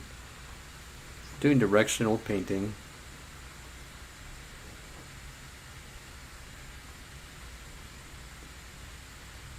And remember to brush back and forth.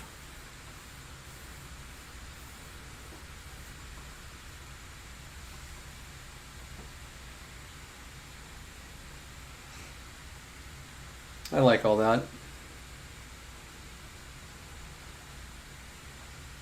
Go ahead and rinse your brush out.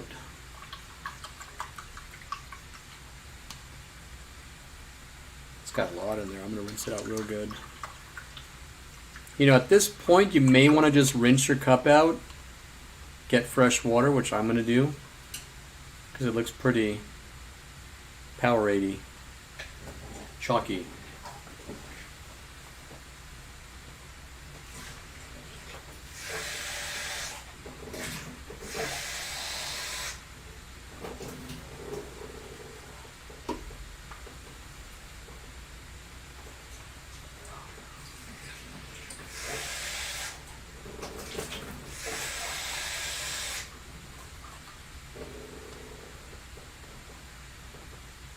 Jealous. Looks better than mine already. I told you would. It looks good. I like it.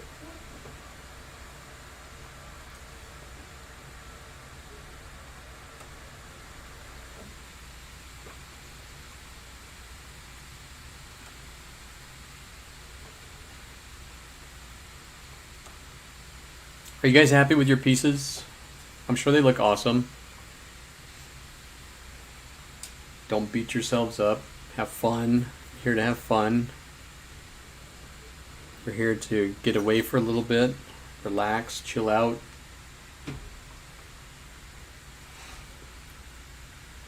Alright, I put more white on my plate. If you have white that's been sitting there a while, don't use it, just get more white. Because it's probably hardening up and it's getting probably gross.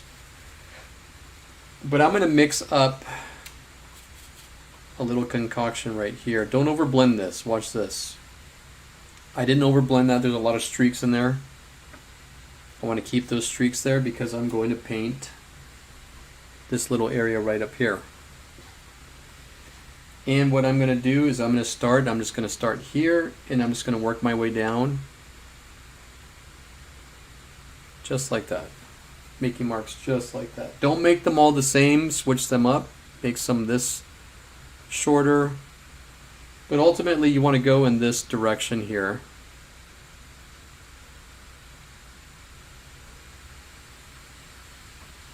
With your round brush.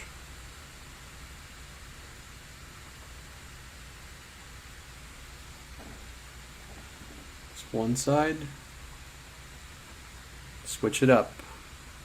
Don't make it symmetrical. Don't try to mirror it.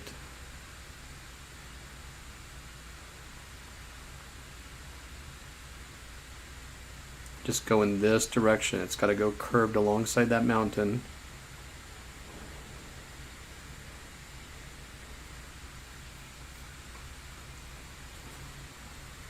And then start layering it.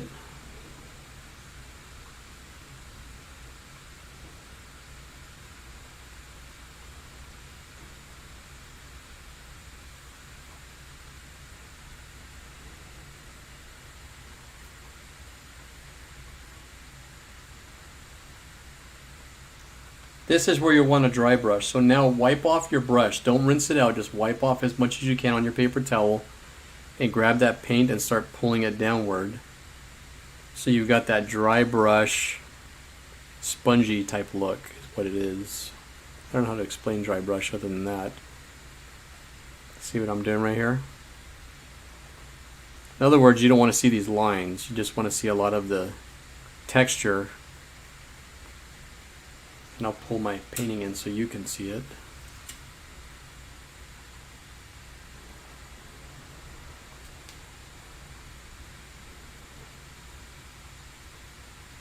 Like right there, that little area right there.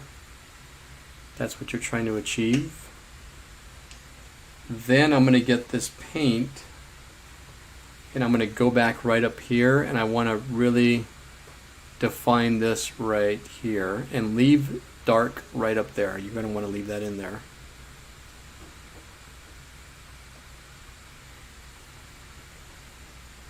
Then you're going to grab some darker paint on your paintbrush and you're going to want to wipe it off as much as you can because we're going to dry brush some black or gray right in the center here.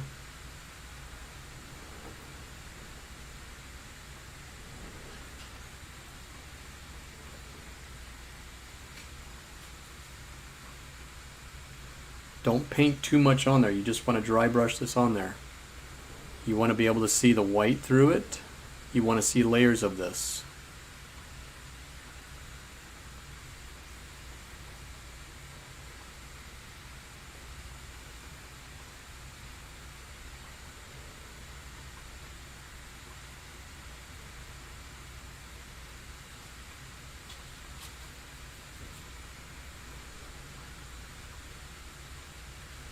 Grab a little bit of white. Just put a little bit of white like right here. A little bit right there. Right at the top. Just want some pure white. Totally good with that. I'm good. Rinse your brush out.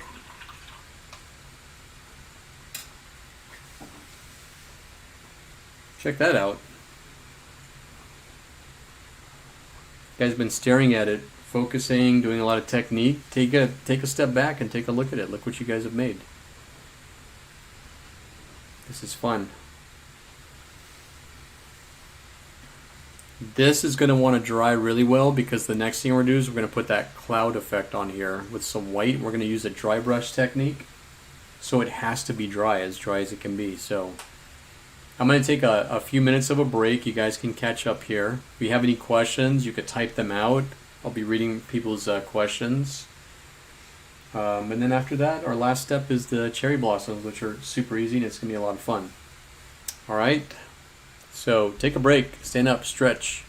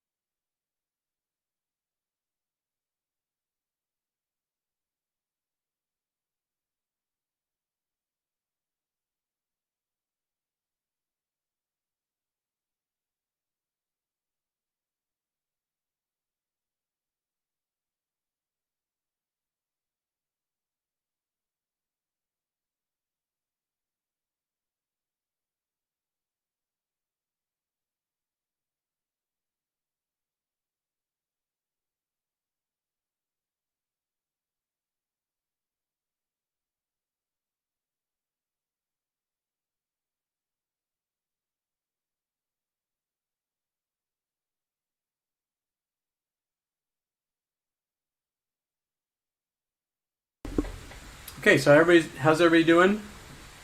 Excellent. Good. What's that? Your piece is better than mine? Probably. I bet it is. I can't wait to see all these too. They're going to be really cool looking. Okay, this is pretty dry. It's a little bit wet right here.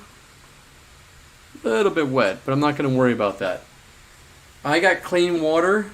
I'm going to rinse my brush out one more time. Look at that, nice and clean. Apple Valley water. Most expensive water in the high desert. It's not even that good.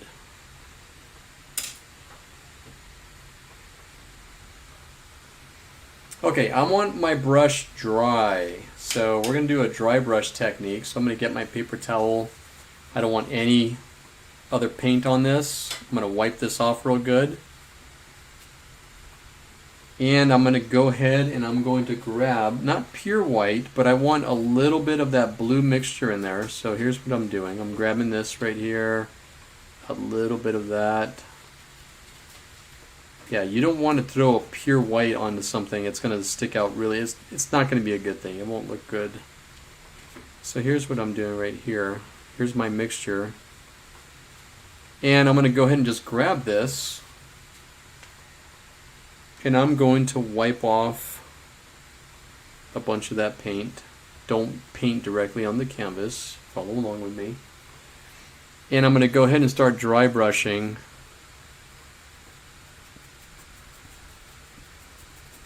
Just pulling my brush around. Kind of like you're scratching it almost. And then you can brush it up in different directions.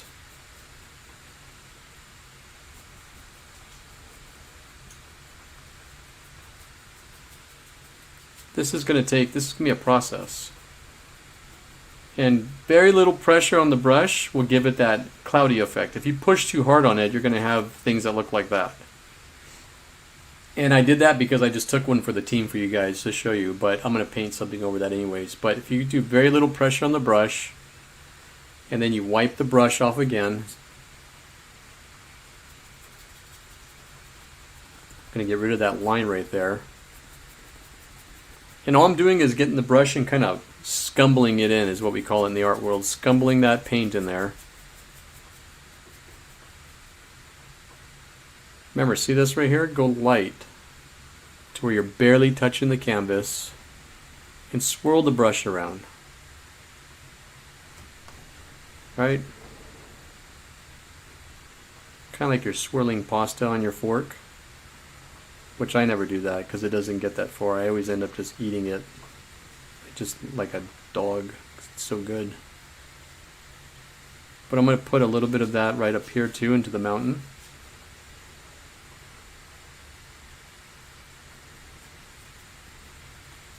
Just have fun with it. Make it very organic and nothing perfect on this painting. Throw some dry brush technique in there. Now I want to add another layer there, so I'm going to go ahead and grab some more white paint, wipe it off, and do the same thing right here. Swirl it in.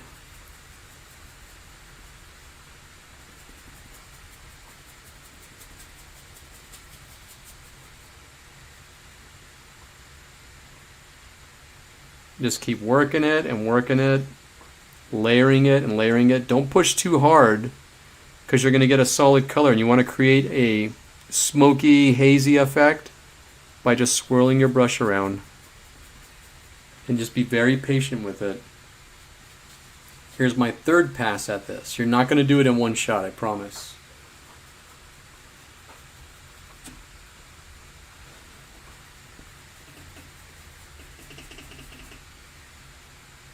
I even want to go so far as to bring that in to this little area right over here. So I'm getting rid of this line right here.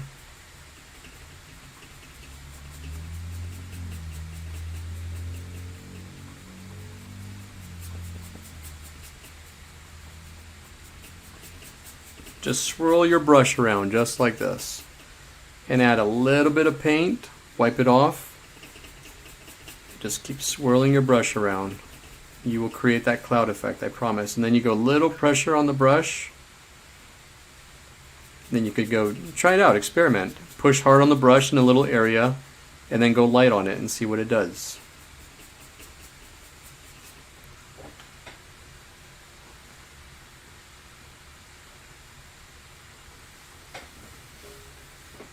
Is that cool?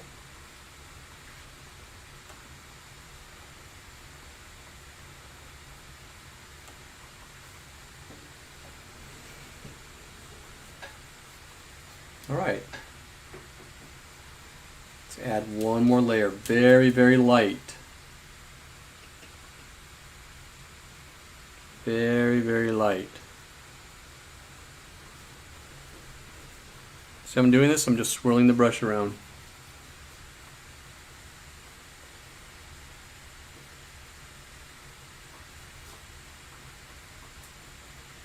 Don't push too hard on the brush, because you'll put a lot of color in there and it'll look like this right here. See what I did right here? I don't want that. I want like a haze effect. And the only way to do that is to barely touch the canvas with the brush, but swirl it around. Then break up lines. If there's two extreme lines, if it's like light here and very transparent and darker here, attack that little area. Try to blend it right out.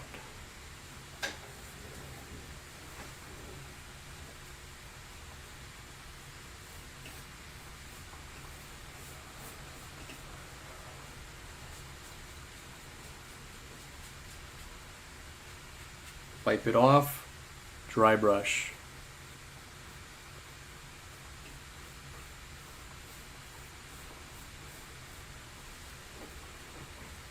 I'm okay with that. I like that. I don't want to beat it up too much. I'm going to quit while I'm ahead. I'm going to go ahead and rinse my brush out. How you doing, Kaylee? I'm getting there. Yeah, it's a process. I'm gonna step away for a second, go check her painting out. You guys continue to do that. Yeah, there you go. Dang. I don't know, it looks a little different. It's supposed to. Well, I mean, think about this. I'm left-handed, you're right-handed. You're gonna have different pressure on the brush. Right. Right? It's the line that's bothering me. You'll get there. That line, the way you're doing it the right way. You're taking it little steps at a time instead of just going in saying, I want to get rid of that line and just throwing a bunch of paint in there. The best thing to do to get rid of that line is just to take it in little layers until it gradually disappears. And it will.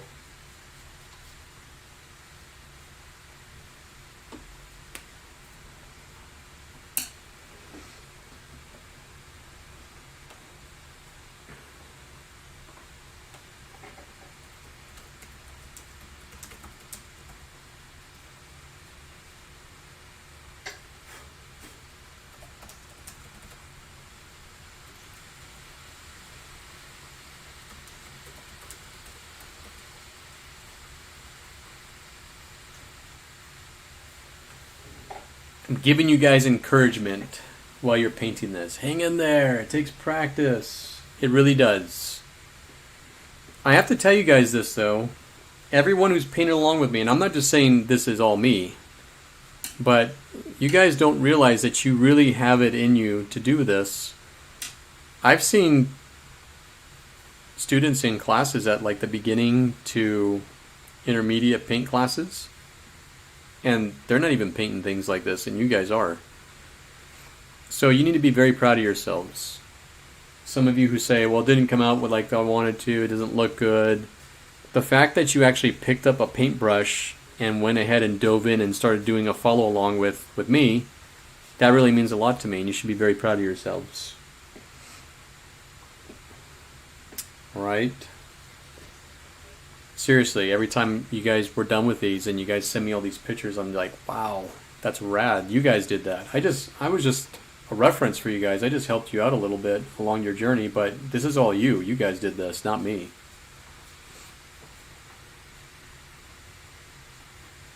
Except Kaylee. If it wasn't for me, Kaylee wouldn't be where she's at right now. Just kidding. Kaylee's awesome.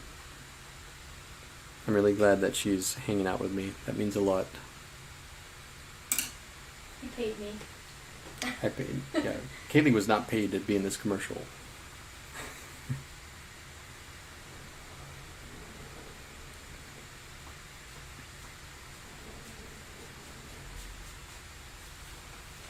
I'll give you guys a couple more minutes for this little effect right here.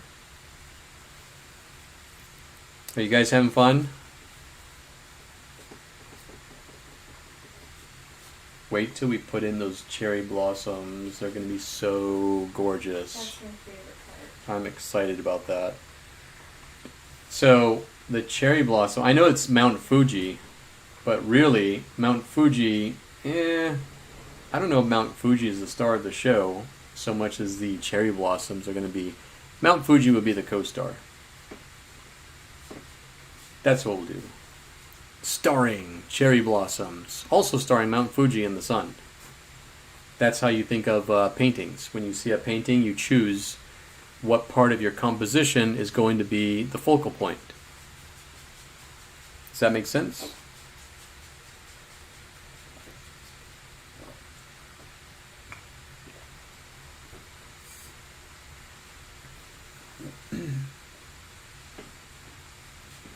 Oh, this next part's gonna be fun. I'm excited. I like this. This is really neat. I love it. I love the colors. And again, don't forget, next Friday is going to be another kids' paint night. Kids and big kids. It'll be something pretty awesome. I don't want to tell you what it is yet. It'll be a surprise.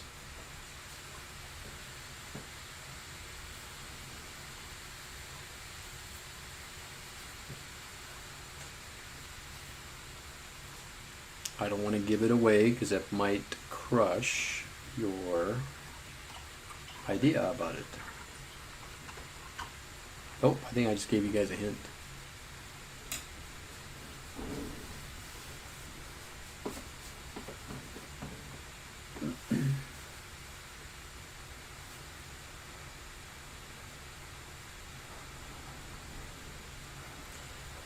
Are you guys learning anything new today that maybe you didn't learn the last time we painted? Let me know. Or if there's something else you want me to teach you, I could do another tutorial later on and remember that. But yeah, just let me know. Just type in the comments, hey, I was wondering how you would do this and that. So I love to help you guys out. And you guys have my email, chris.hernandez367@gmail.com. You guys could always email me. Also, you see the at for our social media, the at ZP Publishing for Instagram. If you have any questions or you just want to send me pictures of your work, go for it. Follow us.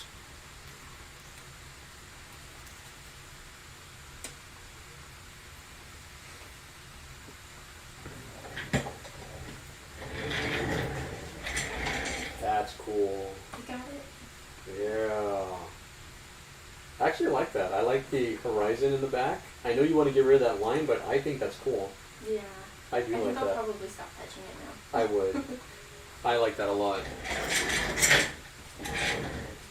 Whenever I do paint parties, I'll walk around the room and someone will say, "Don't look at mine, it's horrible." And I'm thinking, I should have done that. That's cool looking. So, believe it or not, I know you guys, like I said, I'm just a reference, but you guys are all going to have a different interpretation of this. So, for example, I just told Kaylee I'm painting with my left hand. She's painting with her right hand. So we have completely different approaches to this part here. But those are things that make sense, right? So maybe I'm sitting at a different angle, or I have a different paint, or I'm left-handed and you guys are right-handed. Okay, so these all play into factors of how your finished piece is going to turn out. Speaking of finished piece, are you guys ready to finish this off? No? You want to keep painting all night? Okay. I'll be here till midnight. We'll do another painting right after this. Just kidding, we're not going to do that. I got brownies to eat. Kaylee made us brownies. Okay, so here's what I'm going to do. I don't want these trunks of these trees to be black.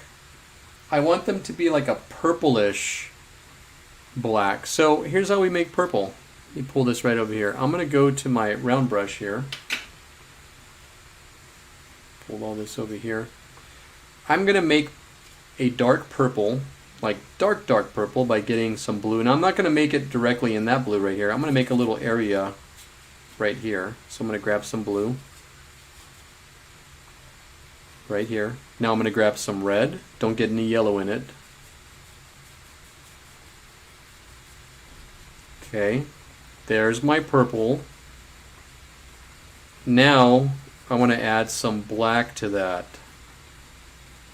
And that's the kind of purple that I want to use, or the darker color for the tree. I don't want to just do pure black. Does that make sense? Okay, I'm good with this right here. Are you ready? Everyone's going to paint along with me. Here we go. I'm going to start from the right and work my way to the left. Is that cool? No. No? Okay, so let's go from, Kaylee said no, so we're going to go from the left to the right. Is that better? Sure. I'm going to go right above our sun, right up here. And I'm just going to make a branch that starts out thin, very little pressure on the brush. And see how I'm waving the brush around? I'm going to push down a little bit harder as I get towards this area right here, and then it's going to be thicker. And now look at, I'm pushing down on the brush really good, and I'm going to make it run off the page right there.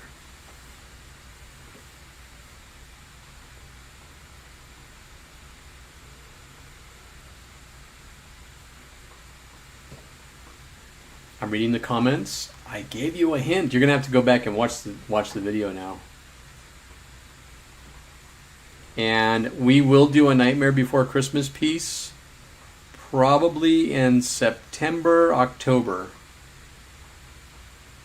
Yes? You guys on board for that one? That'll be a real, I got a really cool one planned too.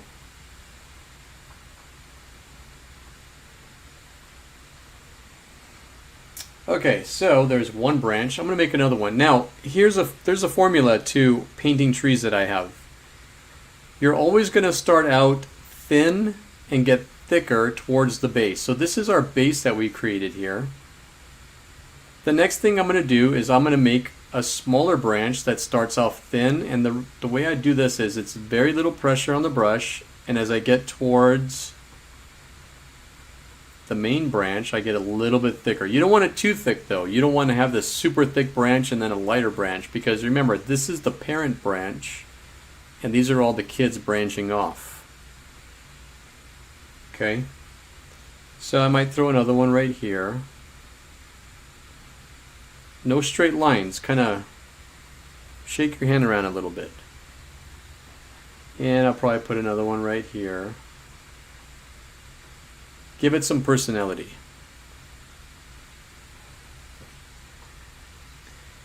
I'm going to put another one right here.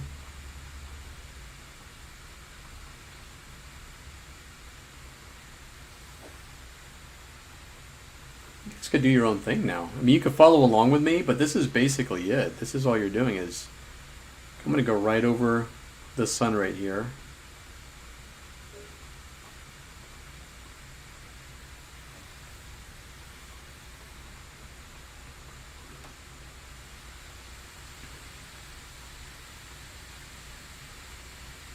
I want this a little bit thicker right down here. And then I'm going to have some branches going off over here.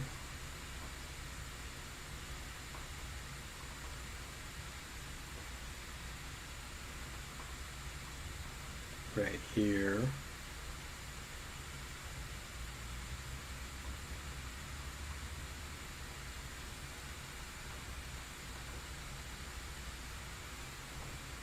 Let's put another one right here. Now you can go this way, but if you go start from the base, you're going to push down really thick and then pull up on the brush very gently. That's basically the formula for trees.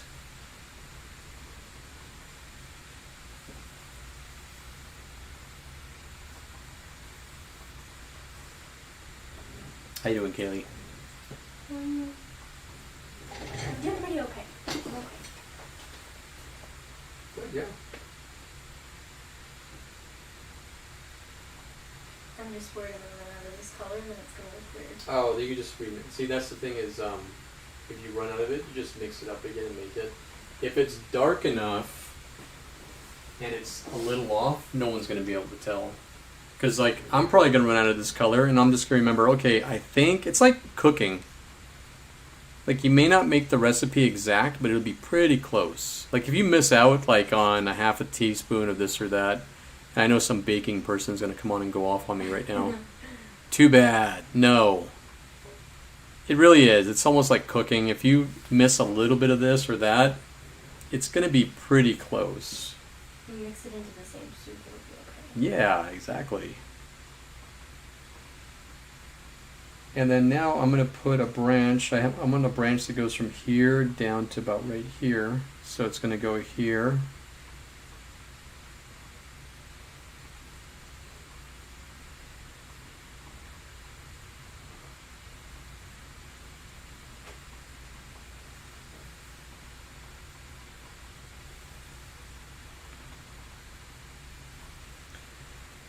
And I'm just going to bring it out over here, thin, not too thick.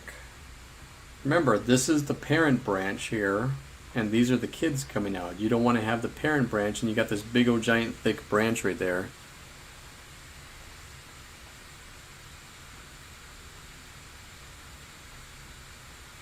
That's another one. And then I'm going to do some branches right down here, because I want it to go to where this walkway is.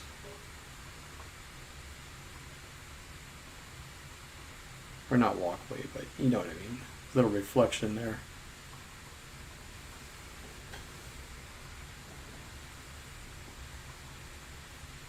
And a couple more here. Remember, thin to thick.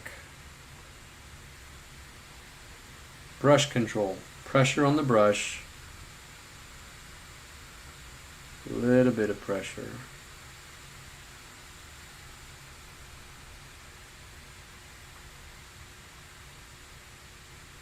Let's put one right here.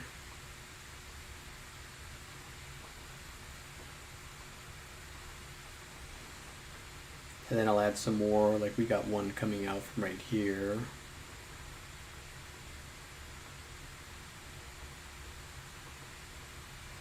Then what happens is if you make a branch too thick, let's say I did this for example. Let's say I made this one really, really thick, but not this one here. Then we're just going to make this thicker to make up for it. Voila.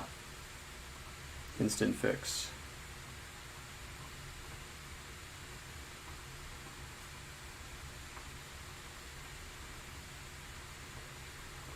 At this point, you guys, you could make your branches however you like. I know they're cool looking, but you gotta be very careful not to make like too many of them. Then you're like, oh wow, got like 100 branches here. Might look a little bit, well, it might be kind of cool, but I don't know.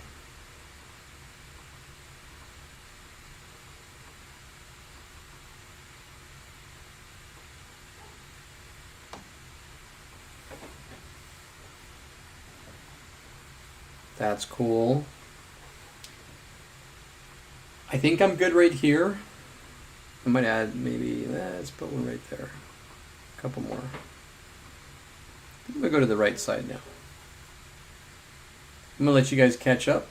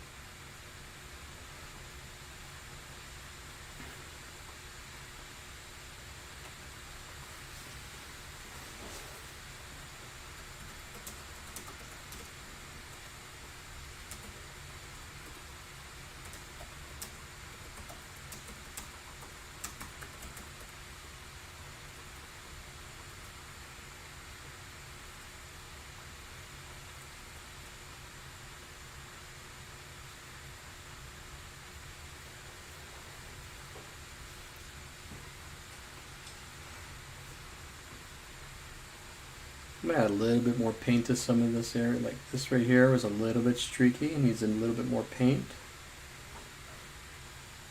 Right up here. You can tell, you'll see some of the canvas through.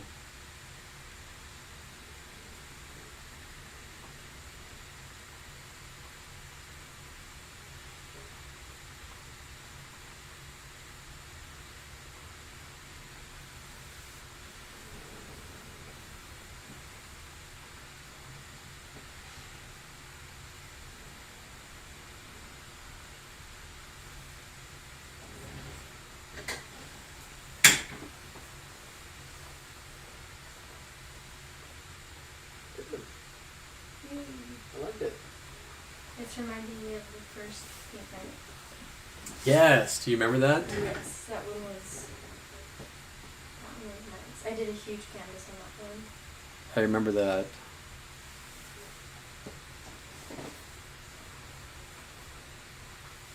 That was a fun piece. Yeah, I liked that one because it was super simple, but I liked the flowers. That's what I'm excited for. Yeah.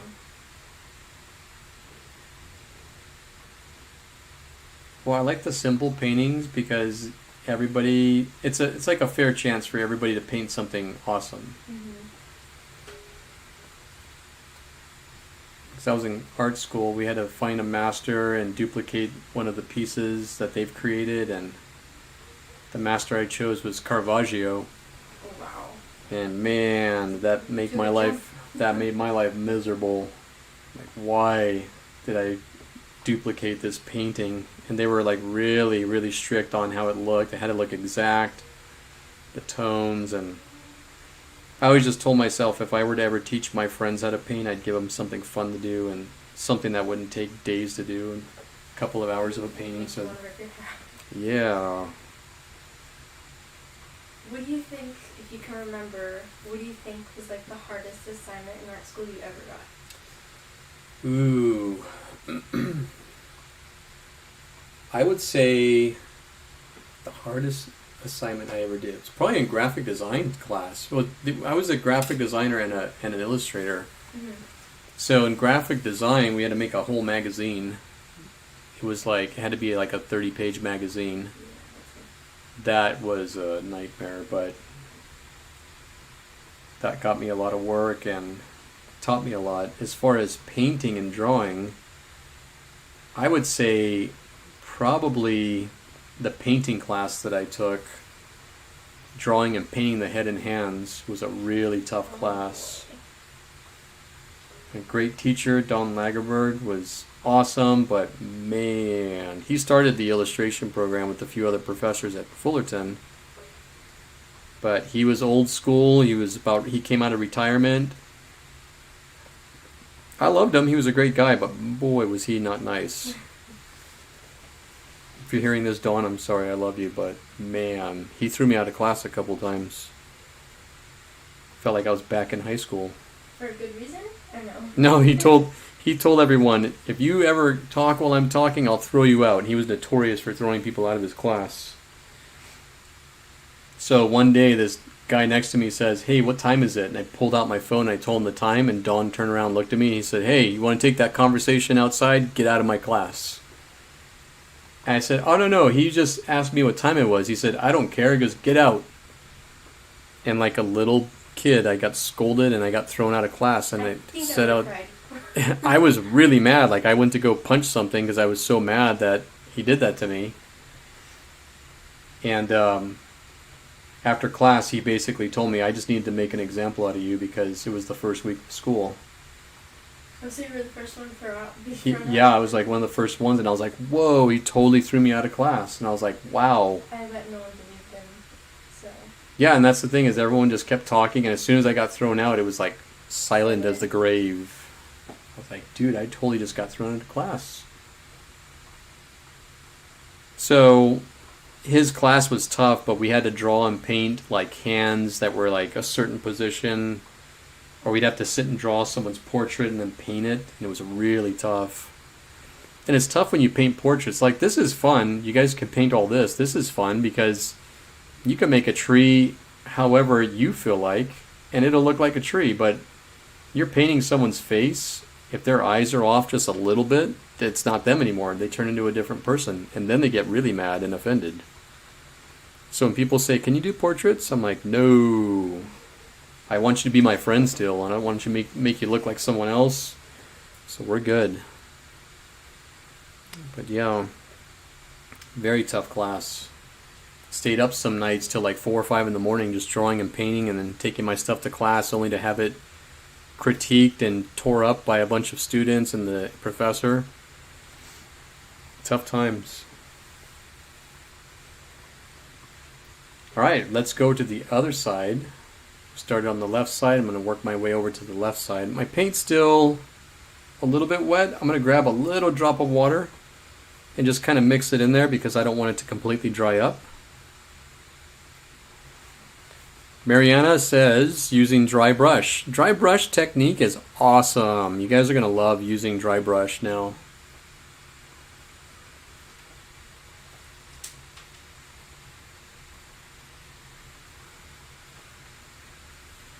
Alright, here we go. I'm going to go over to this side. I'm going to put this branch somewhere right here. And it's going to go up and down.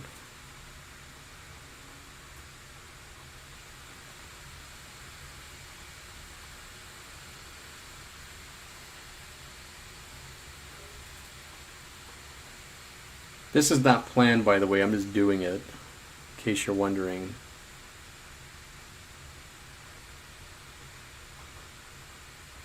Let's have fun with it, you guys. The only thing I ask is that if you start a pattern of branches up here a certain way, continue that pattern, make them look different. But remember, they're all from the same family, the species of the tree, so you don't want them to be completely different.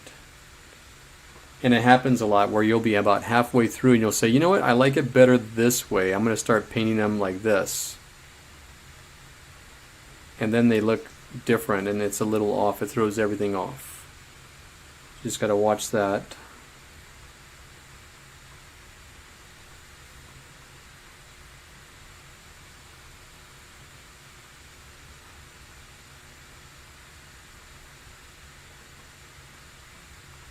I'm almost done here.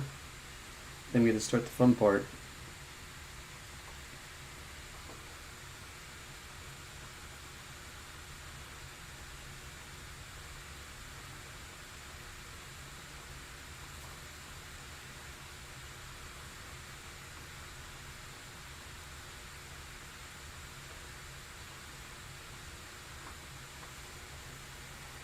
That's probably good.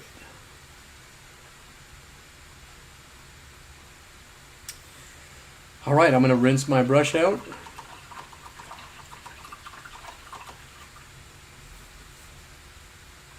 Get as much off on your paper towel. I don't want any surprises to ruin my piece, my finished piece. Well, here's what I'm going to do. I'm going to keep my round brush.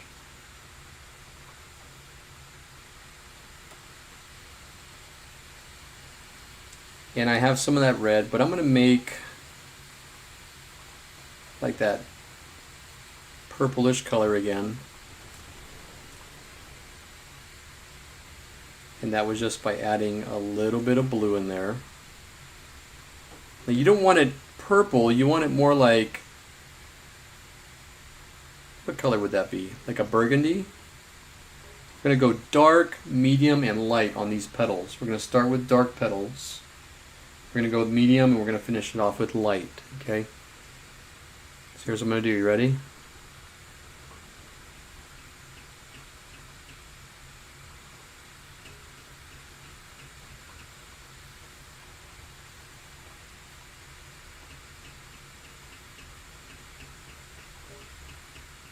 You don't want to goop this paint on real thick because we're going to go right behind it and put in some medium tones, and you don't want them to mix in.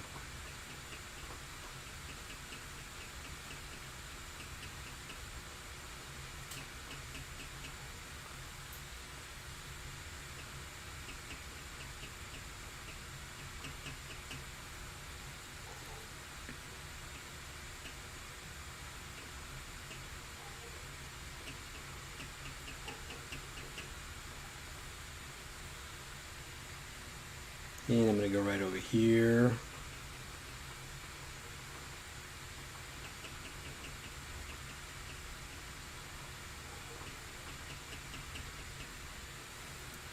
So this is what I was telling Kaylee earlier when we were talking about this circle. Even I make imperfect circles. Yes, it's true. And I made some right over here that I wasn't super happy with, and I just let it go and I said whatever, because I'm just going to cover it up. And you guys could do the same thing.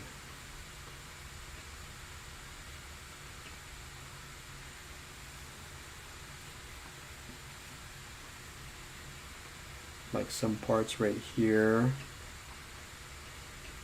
Not too much. I mean, be proud of your painting, but if there's something that's really bugging you, just cover it up with something. Right down here.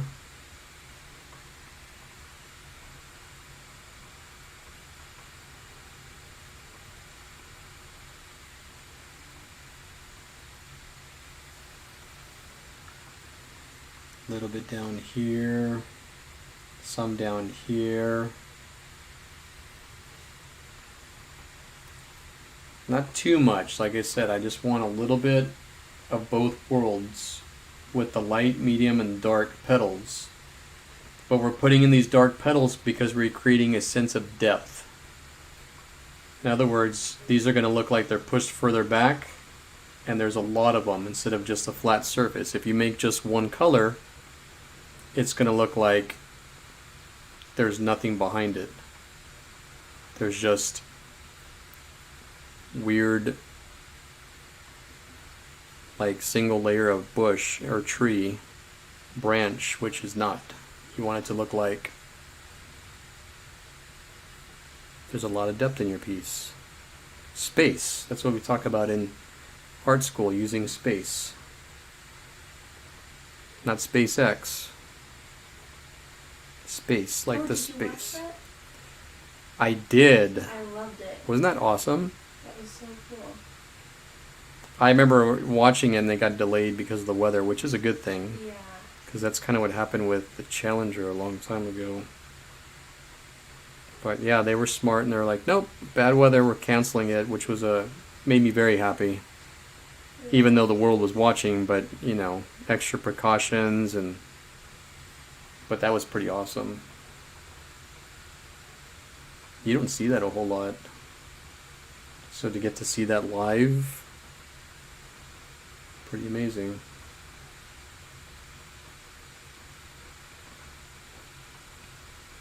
Did you know I interned at NASA? Oh, no way. I interned at NASA. I was there for about a month. I did video editing of all things. They told me they needed a graphic designer. I ended up doing video editing, which was really weird. I ended up, what I had to do was I had to edit the scientists that were doing lectures, because scientists are very smart, but they're very boring. And when they talk, they say, So anyways, so they said take out all the ahs and the ums. And I literally got stuck in a cubicle at JPL NASA for like weeks at a time, just editing. And no, I didn't learn anything. Just got annoyed by it after a while. But it was still cool. It was awesome I ate astronaut ice cream every day. Went to the gift store and they're like, dude, get over it. Like a little kid. Astronaut ice cream. Okay, so there's my first layer. Oh, Amy's here. Yeah, I just saw my text message and Kelly Nunes was like, I miss hearing your voice on paint. Oh. So I was like, oh, I've been handling graduation stuff. Graduation. So I'm going to rinse my brush out and I'm going to get up and stretch and I'm going to let Amy talk for a minute. I honestly would rather drink Chris's paint water than lick another 80 envelopes because that was disgusting. Let me just tell you. I'm not excited about that at all. I'm excited for my son Joel, so I did it for him. I'd do it again if I had to. But I need a break and some scope to rinse my mouth out because that was yuck. Anyhow. red, Mm-hmm. huh? I hope you guys are having fun tonight. And then we're gonna go with the light, like pinkish. This is fun. What a fun painting. Fiji, right? Fuji. Fuji, I mean. That's I said Fiji, like water. That's Miss Barnhart's favorite water, along with Jack and a whole bunch of people. I can't afford it. Not even the stimulus check could help me with that to afford Fiji water. Do you need me to move? Because you sent me here. I'll just talk to everyone all night. I was just taking a stand-up. Where's your first. chat? It's over here. I'm missing everyone. Everyone's little... Oh.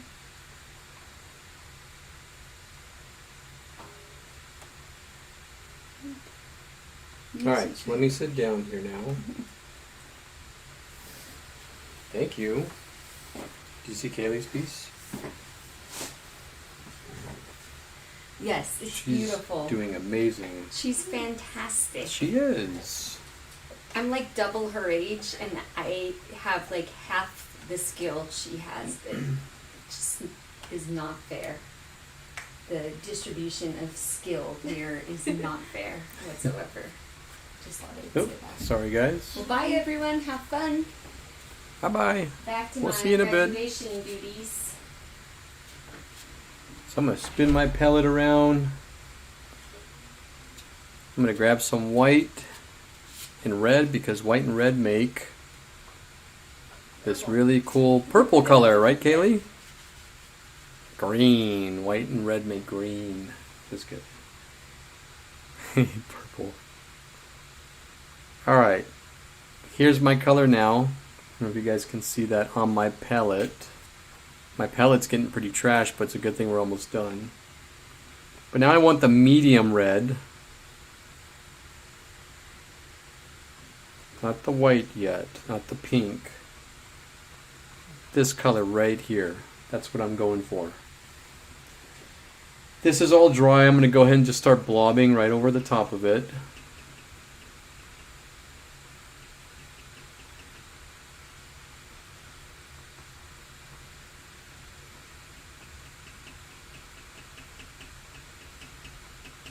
That's cool looking.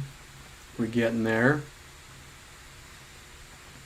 Remember, no patterns here. Break up the patterns. If you see any patterns, you don't want it to look like you rubber stamped this. You want everything to be organic looking and unique. Same species, same flowers, same blossoms, same tree branch. But you definitely want to not make it look like it's rubber stamped.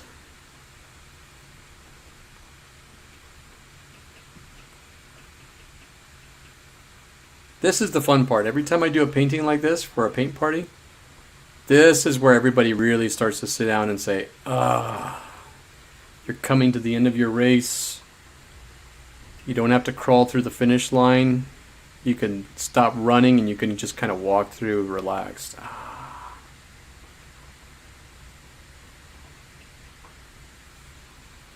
That's cool looking. I love that. It's coming out nice. How you doing over there? Good? I love this part. This is fun. It's the best part. It is. It really And is. it puts the whole thing together. It really does. And then when we go in with the lighter paints, then it's like, done. Reward. That's like satisfying, that last part. Yeah. But all this is necessary. All of the building up and the creating of layers and putting all that depth in there, it's totally necessary.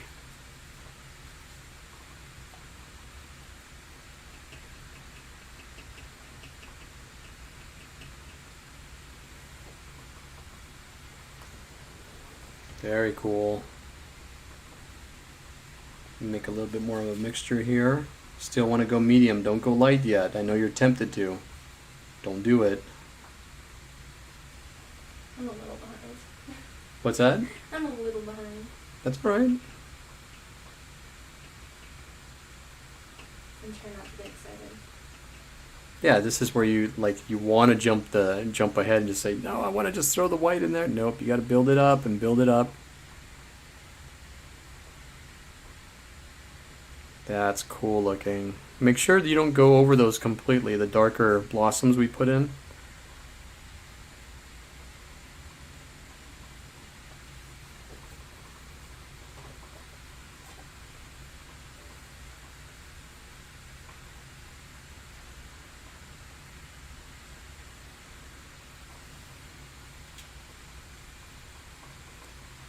So when do you stop? You'll know. You'll know when to stop and say, okay, I think I'm good. Don't get sucked up into it though, because if you get sucked up into it, you might end up overdoing it, and you don't want to cover up all those cool red, dark red, burgundy blossoms you put in too. They are totally necessary.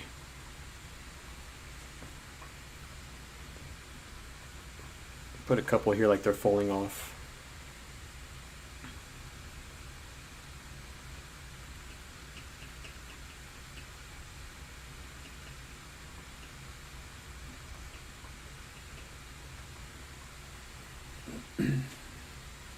How you guys doing? Good?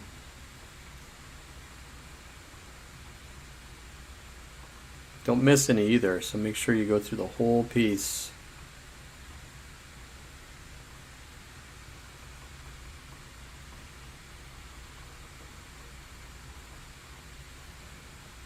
Let's throw some right over here. Break this up a little bit.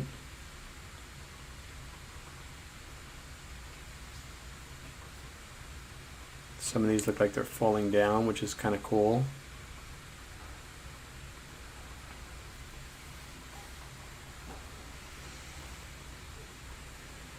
Guess what? I'm out of red. I haven't put new red on my palette since we started painting. I just need a little bit more. So this is pretty much dry, I can tell. I'm gonna wipe my brush off real good. Now, here comes the best part. I'm gonna grab some white.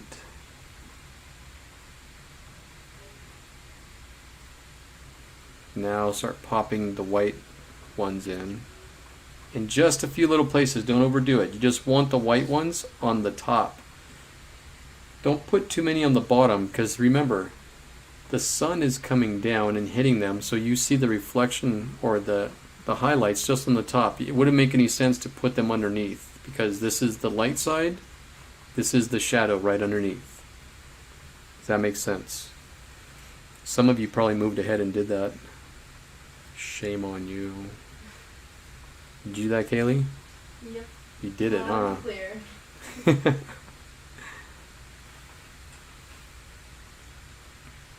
think I'm ready for my medium then.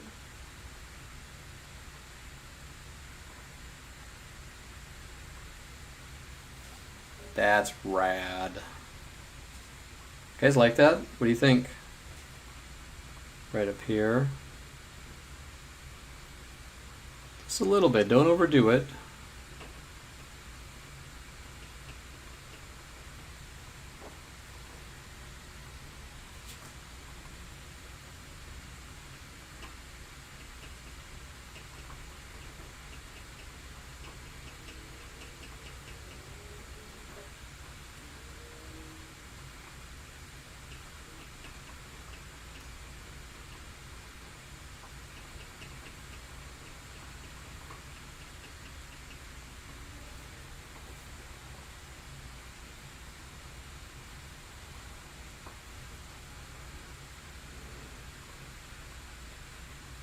Ooh, that's cool looking.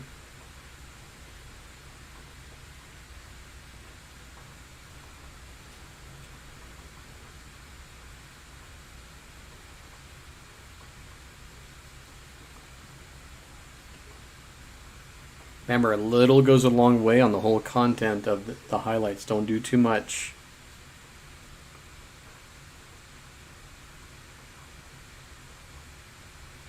You want a nice balance. And we do. We've got our dark petals. We've got our medium, our midtones, and we've got our highlights to complement everything.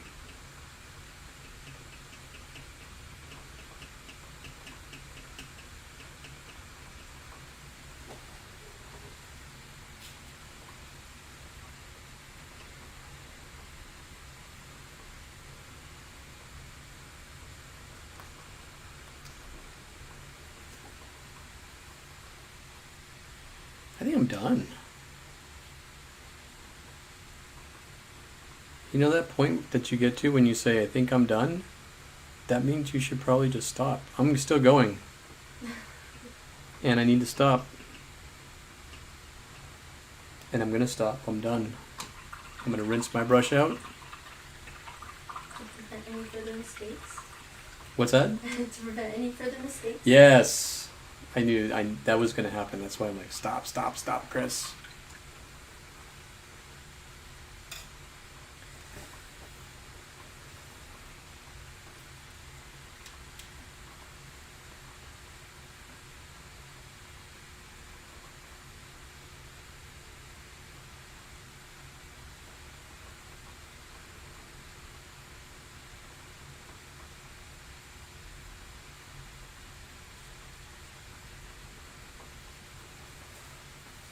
What do you guys think?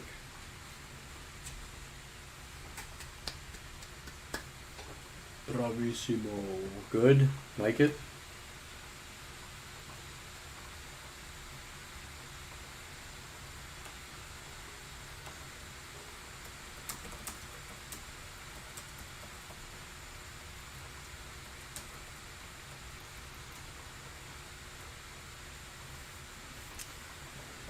All right. How you doing? You good? I forgot something right here. And that's okay.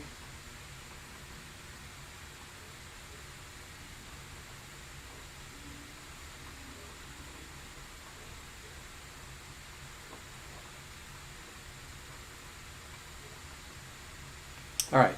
Now I'm done. I'm rinsing my brush. I'm not touching anymore.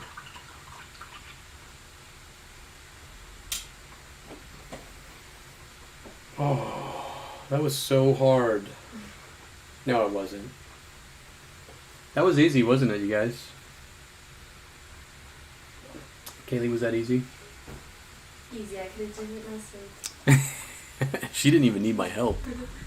Kaylee could have taught me how to do this painting because her piece is rad. Can we look at your piece when you're done? Yes, sir. All right. I'm doing the paint.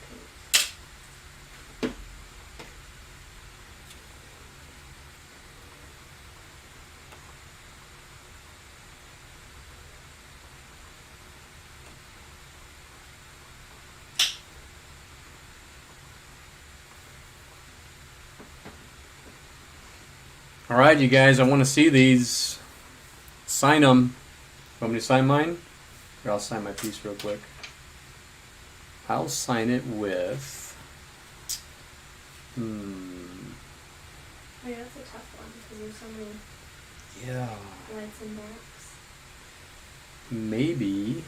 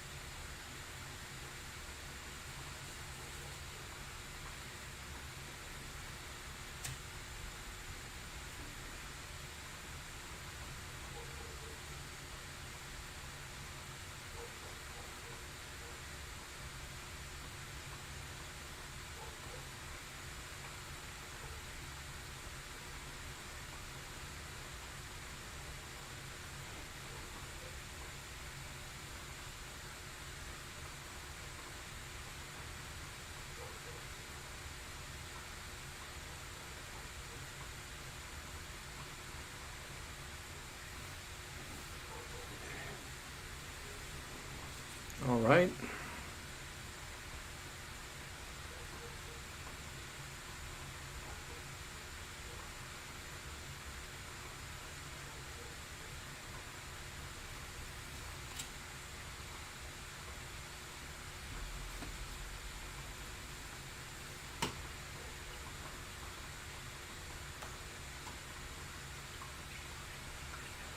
Oh, I saw it too late.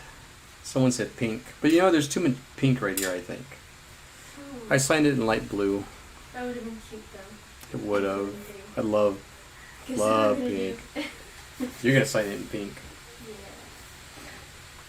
Yeah. All right, you guys. Kaylee's gonna put up her piece here in a minute and show you. I was very honored to have her in here, painting along with me. And one day we'll all paint together, live. Then you guys can see what I really look like. Then you'll say, hey, go back to doing those things on the internet, right? Oh man.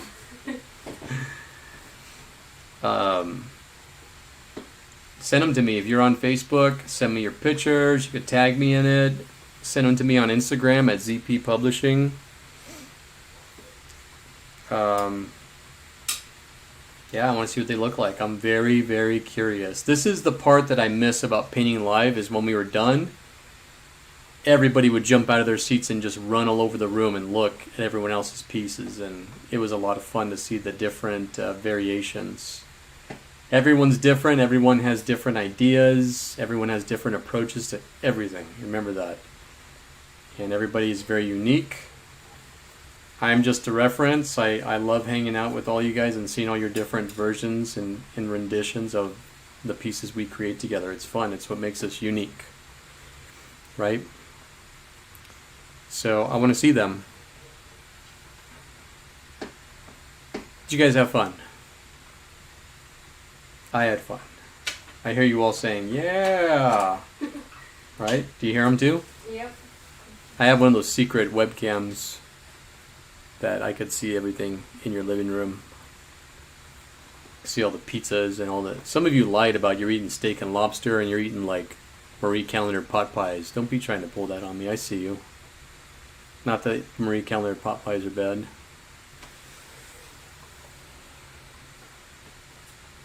All right, I'm gonna roll over and see how Kaylee's doing. Ooh. Very nice. I'm not gonna rush her. It's like you don't want to force the flower to open. You want it to bloom. So she's doing really good. She's doing awesome. Can't wait for you guys to see her piece. Well, I hope you guys had fun. Don't sign off yet. I want you to see Kaylee's. Yeah, Right? Don't leave. Don't leave yet. It's only 7:58. You guys aren't going anywhere. You're going to sit down and watch TV after this. You're going to watch Ghost Adventures or something. I don't know. But next week, next Friday, we're going to be doing a kids' paint party. Virtual paint party. It's going to be fun. I'm trying to think of what else I can say to hint at what we're going to be painting without giving it away. But you will definitely be finding that this will be a fun piece. Right? Okay, I'm gonna sign it. You gonna sign it? All right. So everyone start sending me your pieces. I want to see them.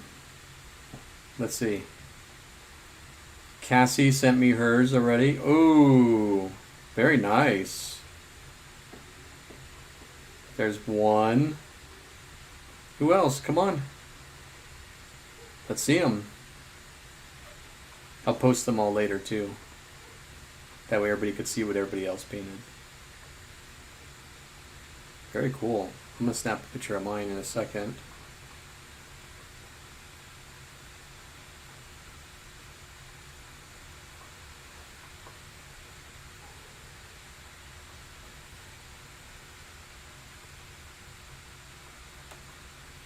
Yeah, signing 2020 on the paintings is so much harder.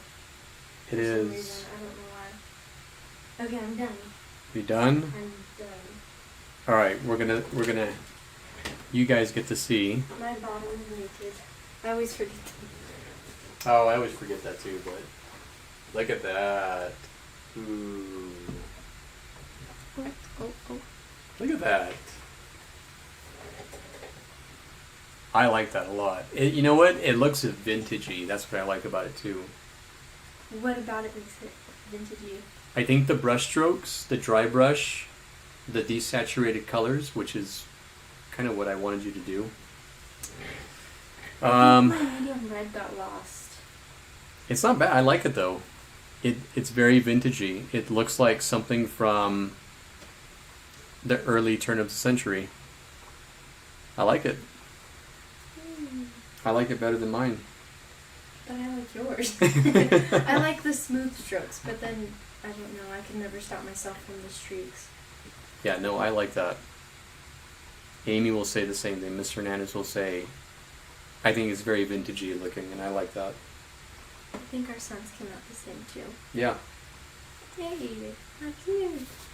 There you go. There you go. Did you guys have fun?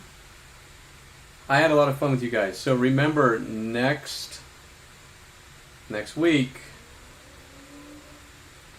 let's see, Emma. Oh yeah, Emma, you got your book published. I forgot, for young authors. That's awesome. Good job. Emma, look at my hands. Well, my hands are a little bit dirty. My hands are pretty clean, Emma. So, all right, you guys. I hope you had a lot of fun. We're going to go eat some brownies and watch some, what are we going to watch? Banana. Live stream over. The live stream is almost over. We're going to go watch some TV. We're going to hang out. We're going to go outside and get winded out from this horrible wind. So I hope you guys had fun. Next Friday, 5 o'clock, same time, we're going to be doing a really cool kids paint night. So, all right. You guys have to go back and listen for the hints. I'll let you guys know what it is next week. So, okay. I hope you guys had fun. I'm gonna go now. We're gonna go and enjoy the rest of our evening. I want you guys to go and relax, spend time with your families, take a break from certain things. Kaylee and I were talking about this the other night. Just you be you. Go relax. Go hang out. Don't get sucked into stuff. Just go take a break. Put your feet up. Everyone's got their own ideas, their own beliefs, whatever. You guys, don't let anyone take that away from you guys. Okay? Just enjoy your night. And I will see you guys next week. All right? So everyone be safe. And I will talk to you next week. Have a good night, you guys.